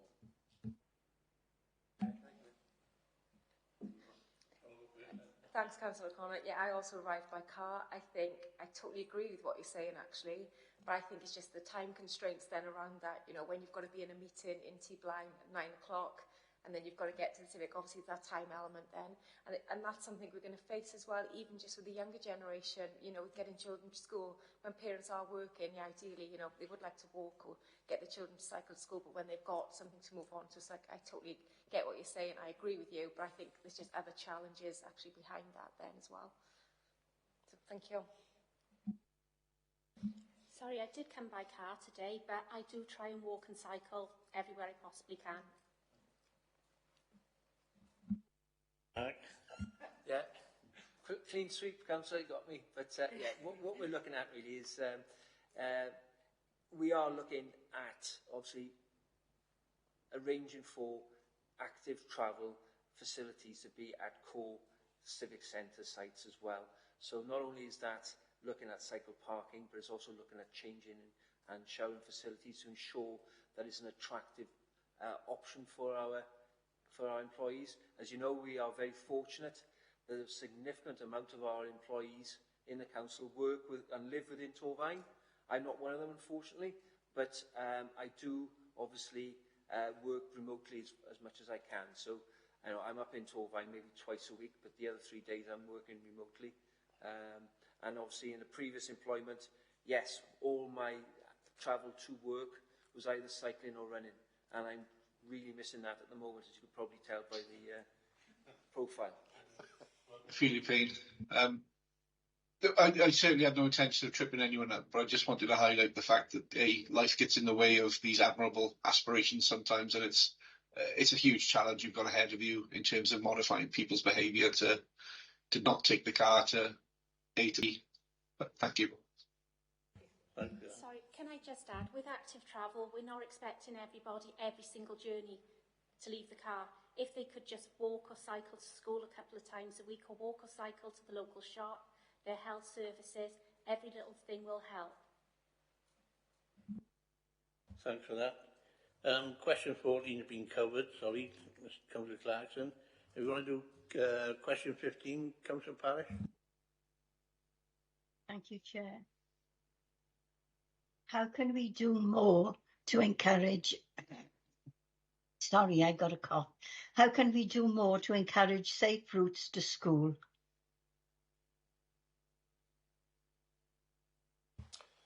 We can always do more. We were disappointed to find that our recent bids for safe routes were declined by the Welsh Government, unfunded. We had feedback. I disagree with the feedback, and I told them so. However, the final decision is with the fund holder. We have got a substantial award indicated to be coming on active travel, which will keep us busy for the next 12 months. And active travel routes and safe routes to school and safe routes in communities are so overlapping now that they're almost seamless. So I expect to see in the fullness of time the safe routes in communities funding rolled into the active travel funding, I suspect. That's probably coming down the line, and Welsh Government may well delegate that into Transport for Wales as well. They're so overlapping, it's hard to distinguish between the two. But yeah, you'll know that I've been very keen on promoting that. We've received in excess of £7.5 million in Torfaen over the years to fund improvements for walking, cycling routes, shelters and crossings and all those things. Unfortunately, safe routes seems to be more about active travel now rather than road safety. So I disagree with the Welsh Government's change of emphasis. That conversation with them continues. Right, thank you for that. Thank you. Thank you, Councillor Parish. If you go to question 16, Councillor Ashley, if you can keep it brief. Yeah, all right, Bill. There are still routes that are not linked to town centres or tourist routes, where users have to leave the paths or use roads that... How can we improve connectivity across the borough to make these routes more accessible? And to take Pat's point just then, safer, and a classic example would be the route up to the new hospital or to Caerleon. I know you're looking at that one, Pat. That's why I put that. I use that as an example. There are other routes like that. So it'd be interesting to hear what you're going to say about that. If we take the Caerleon route, as in the Grange University Hospital, when the bypass was built, a subway was provided for walking and cycling. It's there, it exists. I created a user-friendly graphic map, which I provided to local councillors and to the hospital about how to get across the dual carriageway. The dual carriageway is a trunk road. It is the responsibility of Welsh Government and Sutra, and there is an A4042 corridor study that is looking at that very question, amongst many others, on the whole of the route from Abergavenny down to the M4 at Newport. The corridor study by Welsh Government and South Wales Trunk Road Agency. Although it's a road in Torfaen, it's not Torfaen's road. It's outside of our scope and remit. Can I ask a supplement there, Chair? I want I've actually cycled that, and it's horrible. it's not a desire line for a start, which is probably a problem. And to actually go there, you have to go considerable way out your way to get there, and actually cycling up it. I just wonder whether anybody's actually cycled that. I have. I don't think many people do. I've walked it from Mill Lane, from Llanrafan shops up to the hospital. Actually, if you look at it on the map, it's not out of route. It's actually quite direct. It appears logically on the ground to be out of route, but on the map, it's quite straight. And you come up to the pedestrian crossing that was put in there as part of the Grange University Hospital. So until Welsh Government create footpaths along the A4042 and cycle routes and footpaths past County Hall and the police headquarters, which they deliberately didn't do when they built the bypass, all the footpaths and cycle routes stop a long way from there. The purpose being to stop people walking and cycling across a potentially hazardous junction. That's why the subway's there. Principles have moved on 50 years, in the 40 or 50 years since it was built, so that is part of the corridor study. And a very strong feedback from the consultation was people want to see walking and cycling routes on, along and across the A4042.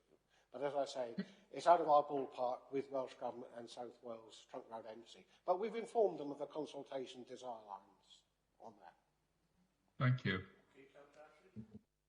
And then I ask question 17, if shall I, Chair, because I'm not going to ask any more supplementaries on that one. Yeah, just before you come in, Councillor Hall has got a supplement. Mike? You're on mic. The route up in the north, Linda and I would probably agree with this, is that the structure is that it's very off the towns.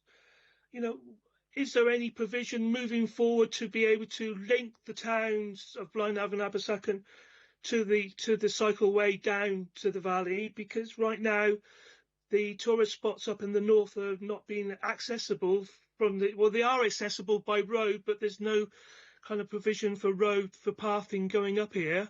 And I really do think that if we want people to visit the World Heritage Site and other areas from cycle routes, it would be nice for them to cycle into town, not on a road, but a path. The network map indicates the routes that are available off the cycle route towards Blaenavon. Some of the routes that people walk have got lots of steps on down. So there are pedestrian routes, and there are dotted lines on the map that indicate future routes that we want to build. But that's just it. They're future routes that that will be built when the prioritisation comes to that point in the process. We know that obviously various parts of Torvine are quite hilly, if not exceptions, so some parts of Bristol, but there are challenges for the minimum standards that Welsh Government will accept to introduce a cycle route. You need a zigzag route up a steep gradient.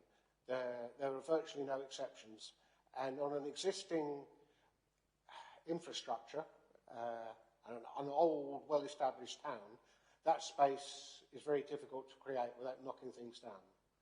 Great, thank you. Thank you. Thank you, Councillor Hall, for that. Councillor Ashley, do you want to do question 17? Yeah, it's under funding. Are there grants that the council can apply for to help fund new, more modern ways of signposting wraps, and how often do you apply?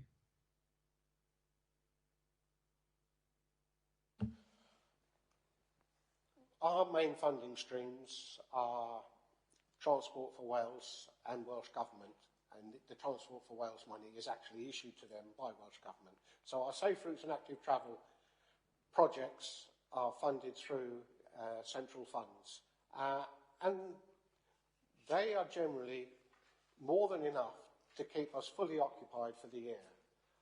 We would like to get more funding streams, and we would find room for those community ones that want to work with us and bring money into projects, but I'm not aware of any other funding streams that we have the opportunity to pursue, apart from the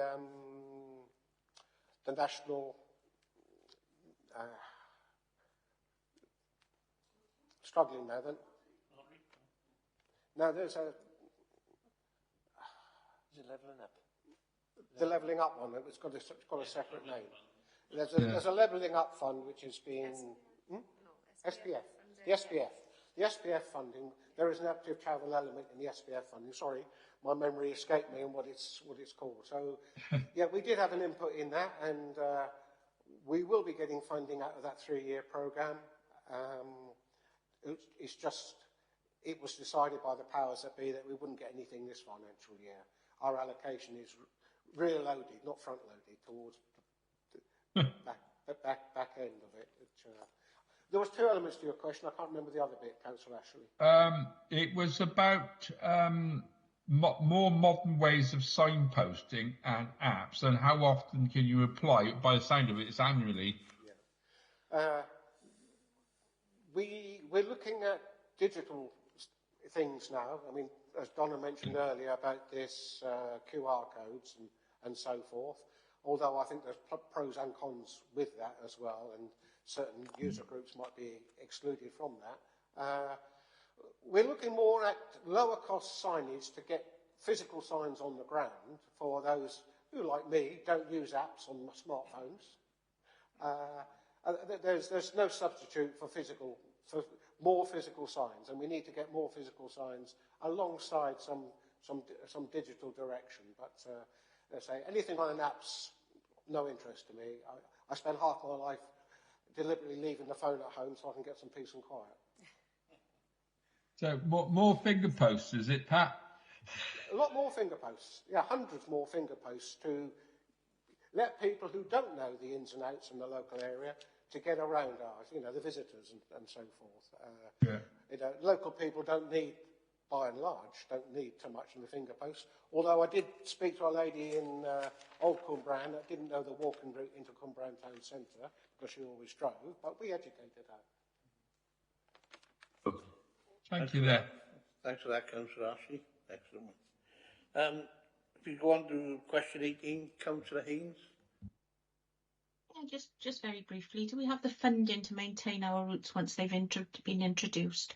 Very often we have funding to do specific projects, but we don't often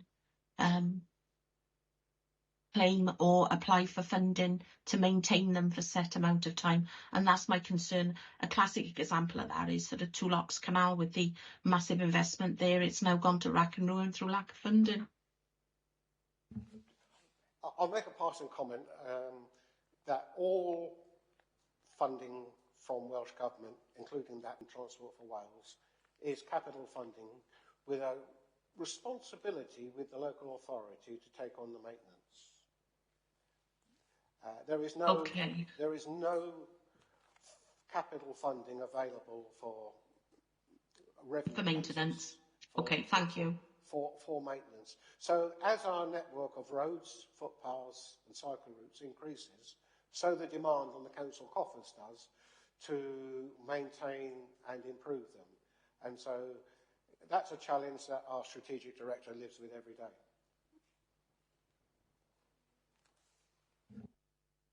Are you okay there with Councillor Haynes? Yeah. Clear answer. That's fine. Thank you. That's great. Thanks for that. If we move on, question 19, which is Councillor Clark. Yes, thank you, Chair. Looking at the prioritisation tool that's going to be used, we were wondering when we spoke yesterday how the Transport for Wales prioritisation tool differs from the Torfaen prioritisation tool, and how much input have the local authorities had in developing these to ensure that they work on a local level. I'll start and let Donna follow through, if I may. We volunteered ourselves to participate in the development of the Transport for Wales prioritisation tool, because Donna's one of the best GIS mapping experts in Wales. And, you know, I think we've told them a thing or two in terms of data management and resources to draw on. We're contributing to the Transport for Wales one, and that will identify the key impacts schemes, the schemes that can have maximum impact, as Michelle mentioned in the introduction. And that is very important, and it will be a very valuable tool. We need to validate that tool, and the only way to validate that Transport for Wales tool is to actually go and identify routes by the longhand method to prove that the mechanisms that are in the Transport for Wales tools are actually correctly weighted and balanced. They're, I think, on the 4th or 5th iteration in the unreleased versions, and the refinements are improving things, but I still have significant reservations about its accuracy for all schemes on all occasions. That will be, once it's released, I'm sure there'll be a version 2, 3 and 4 as it goes, as it refines over the next couple of years. In the meantime, we in Torvine need to continue to do our longhand assessments, and we need to overlay the Transport for Wales one with the whole aspect of deliverability, which isn't covered by the Transport for Wales one. We need to make sure that schemes are deliverable. We need to be able to identify quick wins that will have significant benefit, as well as putting in place pipeline projects that won't come to fruition in about 5 years' time. So there's a lot in the deliverables aspect that we must work with that's outside the remit and the scope of the Transport for Wales one. So these two prioritisation tools, as Michelle's already mentioned, will be working together.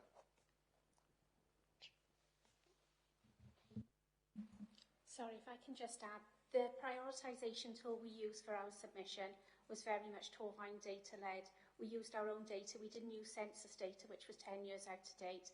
We used our actual data, looking at local services such as education sites, businesses, health services. We also looked at WIM data as well, the most up-to-date WIM data accident stats. It was very much Torvine data we used rather than national data set. Welsh Government were happy with our submission, and this is why they asked Torvine to be a member of the prioritisation for the whole of Wales. I think it's very important we have a whole Wales prioritisation tool. So if we're prioritising a route which is running out to Torvine, it's high priority and it would meet a Newport route, which is also a high priority. We don't want to be working on a route and it stops at Malpas and then nobody can get further down into Newport. So it is very, very important that we work with Welsh Government and Transport for Wales, looking at the whole of Wales site. But we also need, as Pat said, to verify at a local level if a route is actually in our ownership or if it's an adopted highway. Otherwise, we may run into issues over land ownership and so forth. So we do need to look at another level which Transport for Wales and Welsh Government wouldn't have that access to the data as a local authority would.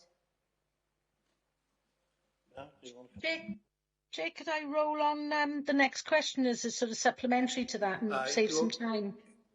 If you wait a minute, Mark wants to come in with his report from that.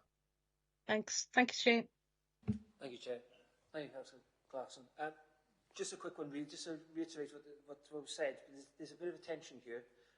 We, as you know, we initiated this prioritisation tool before Welsh TFW came in and mentioned the All Wales one. I can see the merit of an All Wales prioritisation tool, but we've got to be clear that TFW does not run Torvine, and therefore there has to be local governance and local input. So there could be a potential where we in Torvine say this is our priority.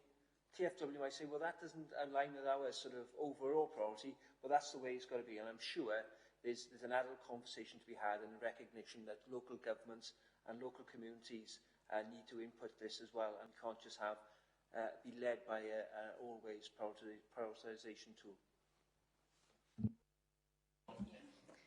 Just to add to that as well, I just think it's really important for us to have this tool because we mentioned earlier about informing a delivery plan for active travel. So we know we've got that openness and transparency then, and all members have been involved, you know, throughout that process.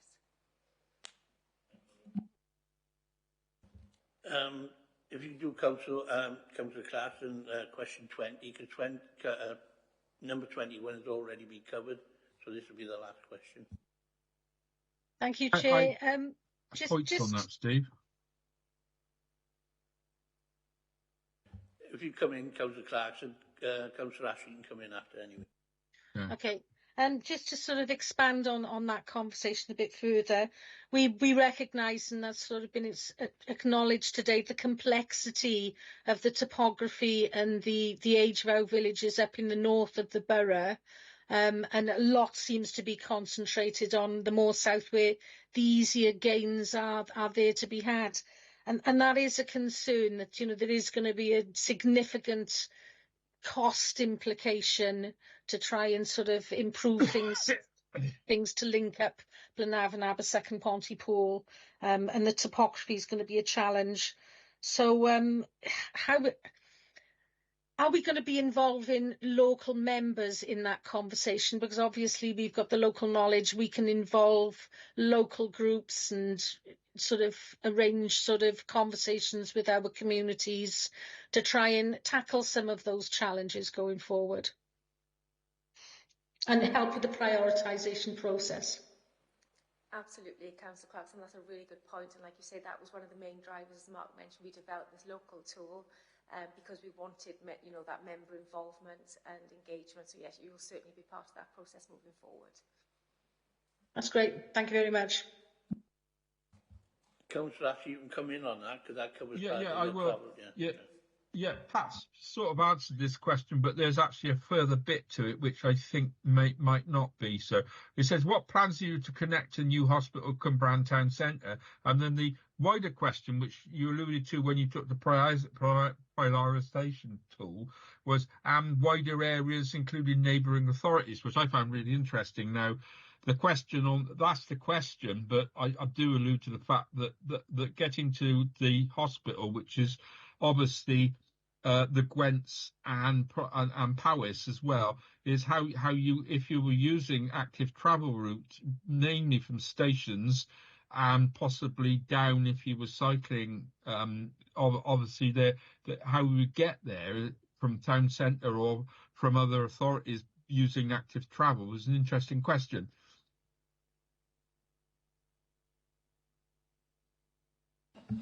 Who wants that So one? just if I can answer that, really, it's a case of we are very much aware of any significant developments in terms of any healthcare and any hospital sort of expansions, and as such, with any sort of potential expansion, we are looking to drive active travel choices as part of their transport assessments. So as we're moving away from just traditional vehicle access, we are asking that they do model what the demand is and what their proposed solutions are as well. And that will be through the planning process. Thank you for that answer, Mark. I give you an example. In the old, when I could cycle, I used to cycle to Willows or down the Gwent. It was actually quicker than trying to use the bus down, trying to get down any other way. But it's an example of that. And giving people choice to get there is important. The other aspect is the because I got in trouble over this, but the connectivity into the rest of Cwmbran, which is quite a big community in its own right. You know, so that does raise those questions. Thank you for that, at any rate. I'll just make one observation. We're building the active travel route down Ed Logan Way, just about finished now. That came about for the funding criteria about 3 years ago, which wanted two categories of bids, one for local routes and one for strategic connections.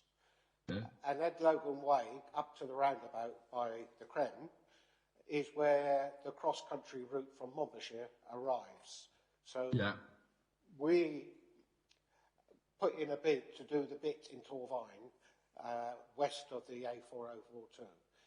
That's how that route was established, that was approved, and that obviously delivers people who walk and cycle from Monmouthshire on that route down to through Ed Logan Way to the rail and bus stations in Cwmbran. So there is a strategic route there. It's not just for the residents of Crossy-Keilioch. Thank you for that. Councillor Ashley, and that's the end of all the questioning. Just to say that on social media, as usual, there have been 2 comments on Facebook from interested parties. There were, as I said earlier, members of Torboyne Access Forum were also contacted and were kind enough to provide detailed feedback to a number of questions we put to them. Also, there was feedback that has been provided by a member of the Climate Ambassadors Group, which have been shared with members and officers. So I think it's vitally important we engage with other users as well, which we have done. So thank you for that. I'd like to thank you officers for attending and answering all questions. That's the end of the meeting on your part, and I'll now hand you over to Kath. Okay, thanks members and thanks officers. So you're welcome to leave now while we put together our recommendations. Okay, thank you. Thank you. Chair, just to say that I've got a 12:30 elsewhere that I have to drive to, so I'll leave now. But I will answer the list that Kath sends out on and add to that if that's okay. Yeah, that's fine. Yeah. Chair, I've a meeting with the leader at 12:30, so I'm going to have to leave shortly as well. Should have behaved yourselves then. As I'm going have to I, behave myself. unfortunately, Chair. Councillor Clarkson, we didn't hear that then. I've got the same meeting as Councillor Hall with the leader at 12:30, so if we can give us a minute if you want to come in. Be organised. If you want to come in, I'll let I'm writing some recommendations now, Kath, Chair. or do you want to just do your recommendations? Yeah. Provide their recommendations. Yeah. I'll take them down.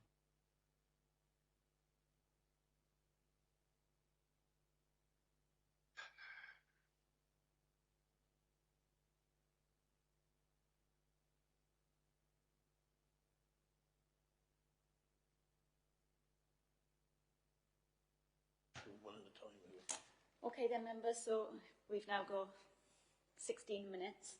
So do you want to come in now and start on providing your recommendations? Colette, did you want to put your hands up anyway? So yeah, go for it. Just to say, Chair, that we are looking at the scrutiny activity. Members invited to comment on the progress, 8.1. So that's what we're looking at, really, is it? Yeah. Yeah. Okay. Thank you. Anybody else got a comment on what Colette's just said? No? Is there anything you want to elaborate? Yeah, maybe something on the background of the active travel behaviour change moving forward with the other groups and organisations and the older generation, just not the younger generation. Because active travel is just not about the younger generations, it's about the older generations. And if we don't engage with the older generations, we're not going to get an active travel plan for everybody to be inclusive on it. So something on the grounds of more visibility or more proactivity towards the middle age and the older generation would be useful. And to engage with those people, not only just in clubs, but with other means, I think it would be beneficial, because there are people in their 60s now getting onto bicycles more so than there is in the 50s, the 60s, 40s, because of that engagement. They're using it. I'm seeing it a lot more up here because of the nature of what we have up here.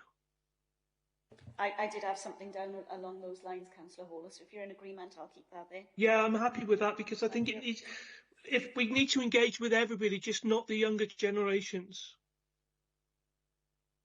With this all, not just one group. Yeah. Yeah, I think so. We need to, Steve. You know, we need to engage with everybody, just not the younger generation. Linda, did you want to come in? Because you probably got to go as well as. Yes, please, if I could. I think I'd like a recommendation about working with the community councils and maybe going and doing some presentations with them regarding some joint working, some partnership working on getting some of these resting places in, which could improve things in the shorter term. and also identifying any community groups within an area that could be looking at applying for separate funding to help with that. Again, I had that down, Councillor. Right, the liaison with members, I'm very keen on, so that we get the local input and the local knowledge within the team. And we need to improve the comms on this.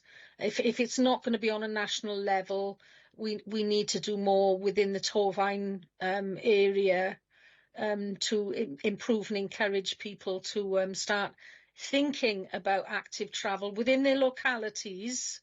Again, it's short steps, but we have got some significant challenges towards that with some of the more far out ideas about 15-minute towns and that. So we need to do more to encourage people to understand, and we can sort of get on with that on a Torfaen basis rather than waiting for this national scheme to come forward, which is out of our control, basically. And again, I had that, so. Well, I think that's my main ones. Every time you've been talking, you've been beaming away, writing it down. You know. Good. Stuart, do you want me to ask Norma if she got anything before you come in? Because I know you'll have some good ones. So, yeah. Norma, did you want to come in? And Stuart will come in then. Ask Norma. Thanks, Stuart. Norma, is there anything you want to add to that? Because I know Stuart will have some good points to put in. The schools, it's rather slow, I think, you know. It's important. I know there's not many of them and it is difficult to get around all the schools, but I think the schools should be, how could I say, visited regularly, and there's only 7 that have been, you know, up until now. I know it's difficult for them, but I think it is important, you know, to get the youngsters. Can I just add on to the back of that, Chair? I think, again, this is where some partnership working could be done, Norma. It doesn't have to be this specific team that goes into the school.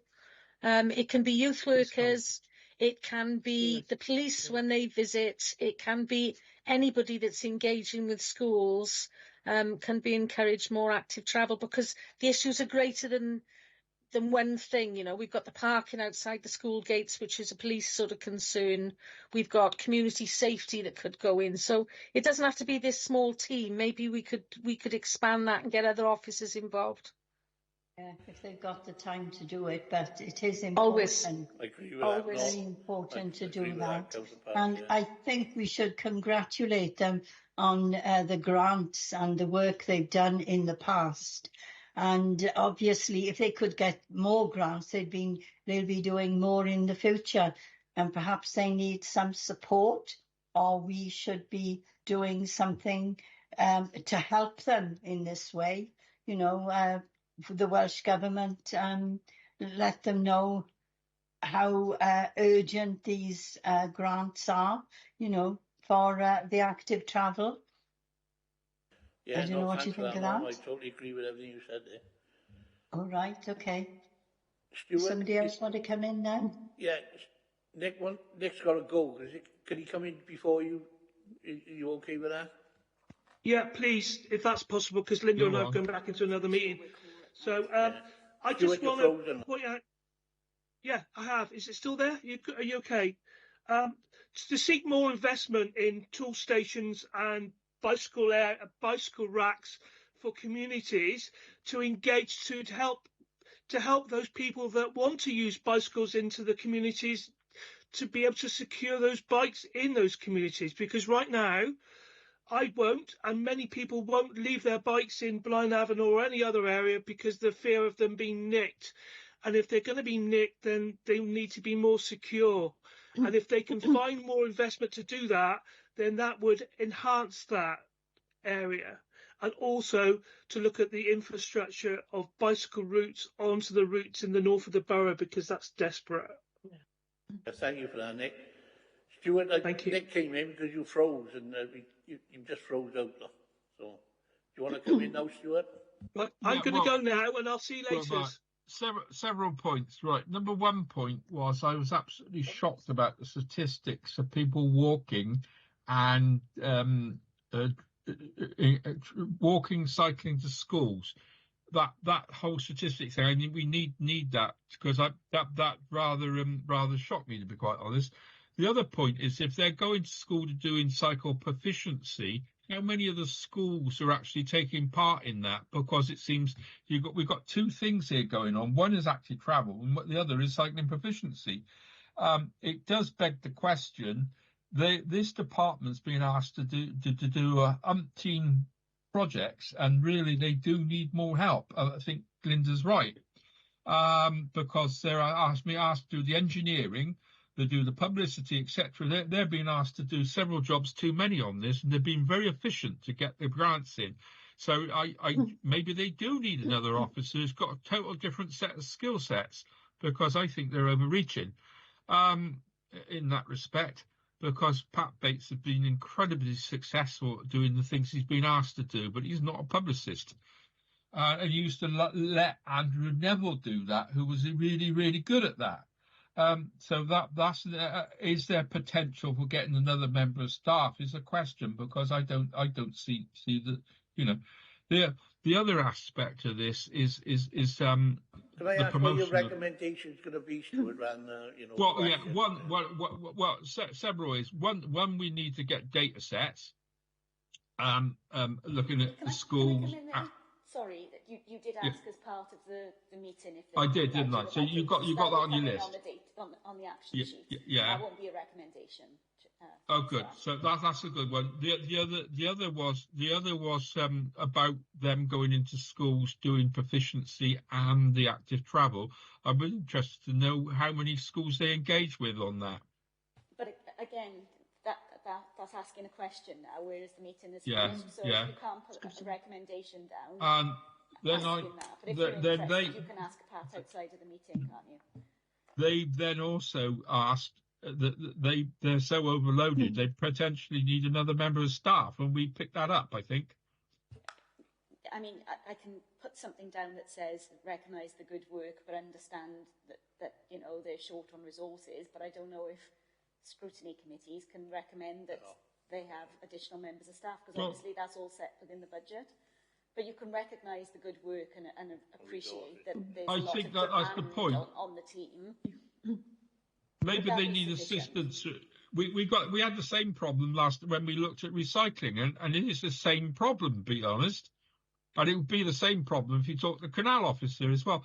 It's a problem of that issue of comms and presentation and education, which is not these officers have to do it, but they're engineers or mappers, and I think that's the problem.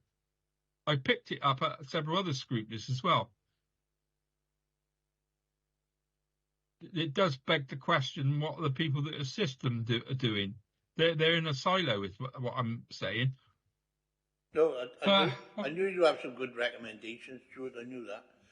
Have you finished now? So collect and come in. I'll come back to the other things I need to do. If you could, yeah, because reading it just to make sure we're calling them. That's all. Yeah.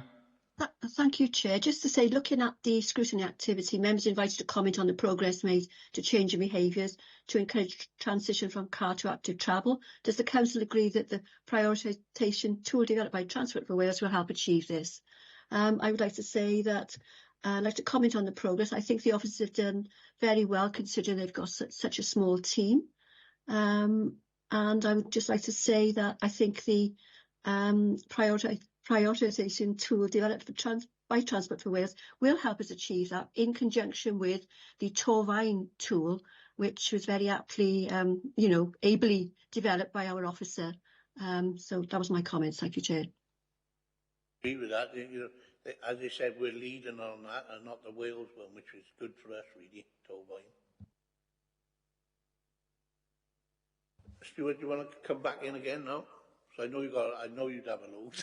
I mean, the question about behaviour change is also one of global climate change, because we actually got to that this is a global question, the problem getting people out of their cars on walking and cycling and onto public transport, which is the other aspect of this, is the provision is not there. I mean, the officers are trying their best, and I agree with Colette on this. You know, you can, if you've got the provision, i.e. cycleways and being able to lock it up, as we've all discussed, then people will do it. But so the question about change is getting enough provision there. So we support that, and I support what Colette's suggesting there. So it's having the team to do it. I just think this is a matter of global climate change as well, because the more people we get out, get either out of cars for short journeys, and I think that's the bit we can go at. What plans have they got to recommend people doing short journeys away from their cars? Because that's the important one. I mean, you know, Linda did say about the 10-minute town and 10-minute town or 10-minute village or whatever. That is an important thing. People really should be encouraging people not to drive their kids to school, because it causes all sorts of other problems as well. Yeah. Can we put a recommendation around that, Kath? We've already got one from Councillor Clarkson on that, Councillor Ashley. Oh, good. No, as long as that's recognised. Yeah, it's in there, don't worry. But it's got other implications, as Nicola said as well, about older people exercise and getting used to. Yeah, good. No, I'm glad. No, as long as we got it there, I can't disagree with any of that. Should I ask Kath to read out what the recommendations she's got? That would be good. Yeah. Thank you, Chair.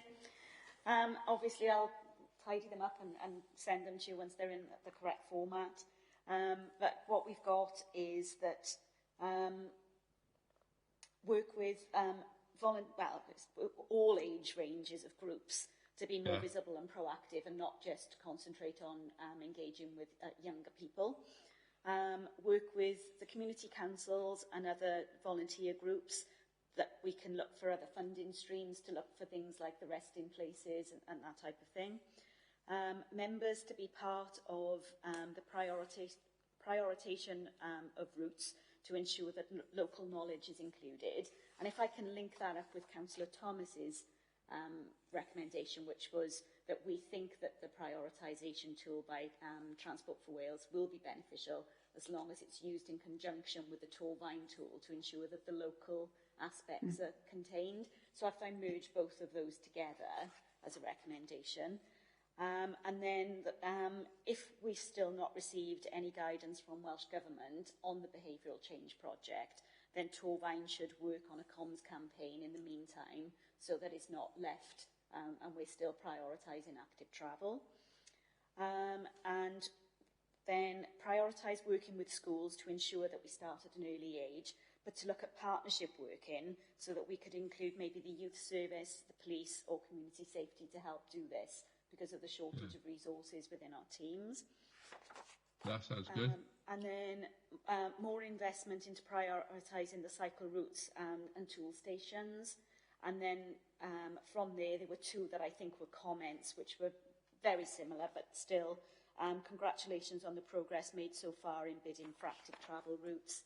And then we recognise the good work that's been carried out, but also recognise the demands on the team, and note that more resource would be beneficial, although we understand that. You know, Kath, where you've got the age or ages bit, where is something along the lines of forum and voluntary organisations that work with specific groups being contacted, because he did volunteer that. I think we take him up on that. You know, Age Connect and organisations like that, and various forum that we've got. Yeah, I've just covered it by all age groups, so that it covers. I know you did, but specify voluntary organisations from 4I in there. Okay. I love that word. I think it's the right word. Is it forum? I never know the plural of forum. Could be 4I or forum. So are we happy with the recommendations that Kath and yourselves have put together? And I think can I ask? Come in a minute, Stuart. Sorry, no, Colette. No, I'm happy with the recommendations, thanks, Chair. No, I do have. Stuart? I do have something around connectivity as well, because do think that there was quite a lot of conversation around that. If you I know I go on a bit the other day, but it does need that we support. We need to, support the idea that all this should connect up. But I don't think that's in dispute, is it, from the answers that have been given today? Yeah. That's not in dispute at all. It's just that they've only got funding per year to do those things. Yeah. So I don't think that a recommendation would... They're doing it anyway. And then the other bit was about the barriers bit. We worked that over as well, did we? Well enough. There's no recommendations we put in there because I do feel that barriers to people using the active groups is the other. If you remember the barriers, they worked on about funding because they needed substantial funding to do any of that work. I know. I've got nothing down during that, and I write the whole meeting, and I've got nothing down as a significant bit. Recommendation at that. No, it's all right. No, okay. No, I think you've done it over quite nicely. Can we comment, please, on the way they are cooperating with other officers, such as the canal officer and things like that, because that is a good step forward, and others they mentioned. Yeah, suitable partnerships. Suitable partnerships, isn't it, really? Yeah, I'm just writing that down now, Councillor Parrish. Thank you. Yeah, thank you, Norma. That's a good one. The next thing we'll have, we don't know when the date of the next meeting is anyway, so we still got the AGM to go first, so. You happy, Chair? Yeah, no, it's over after yes. Okay. Yeah. That was nowhere near as wild as the other meeting the other day. The meeting's officially closed, all right. The only thing is, we got set questions, and when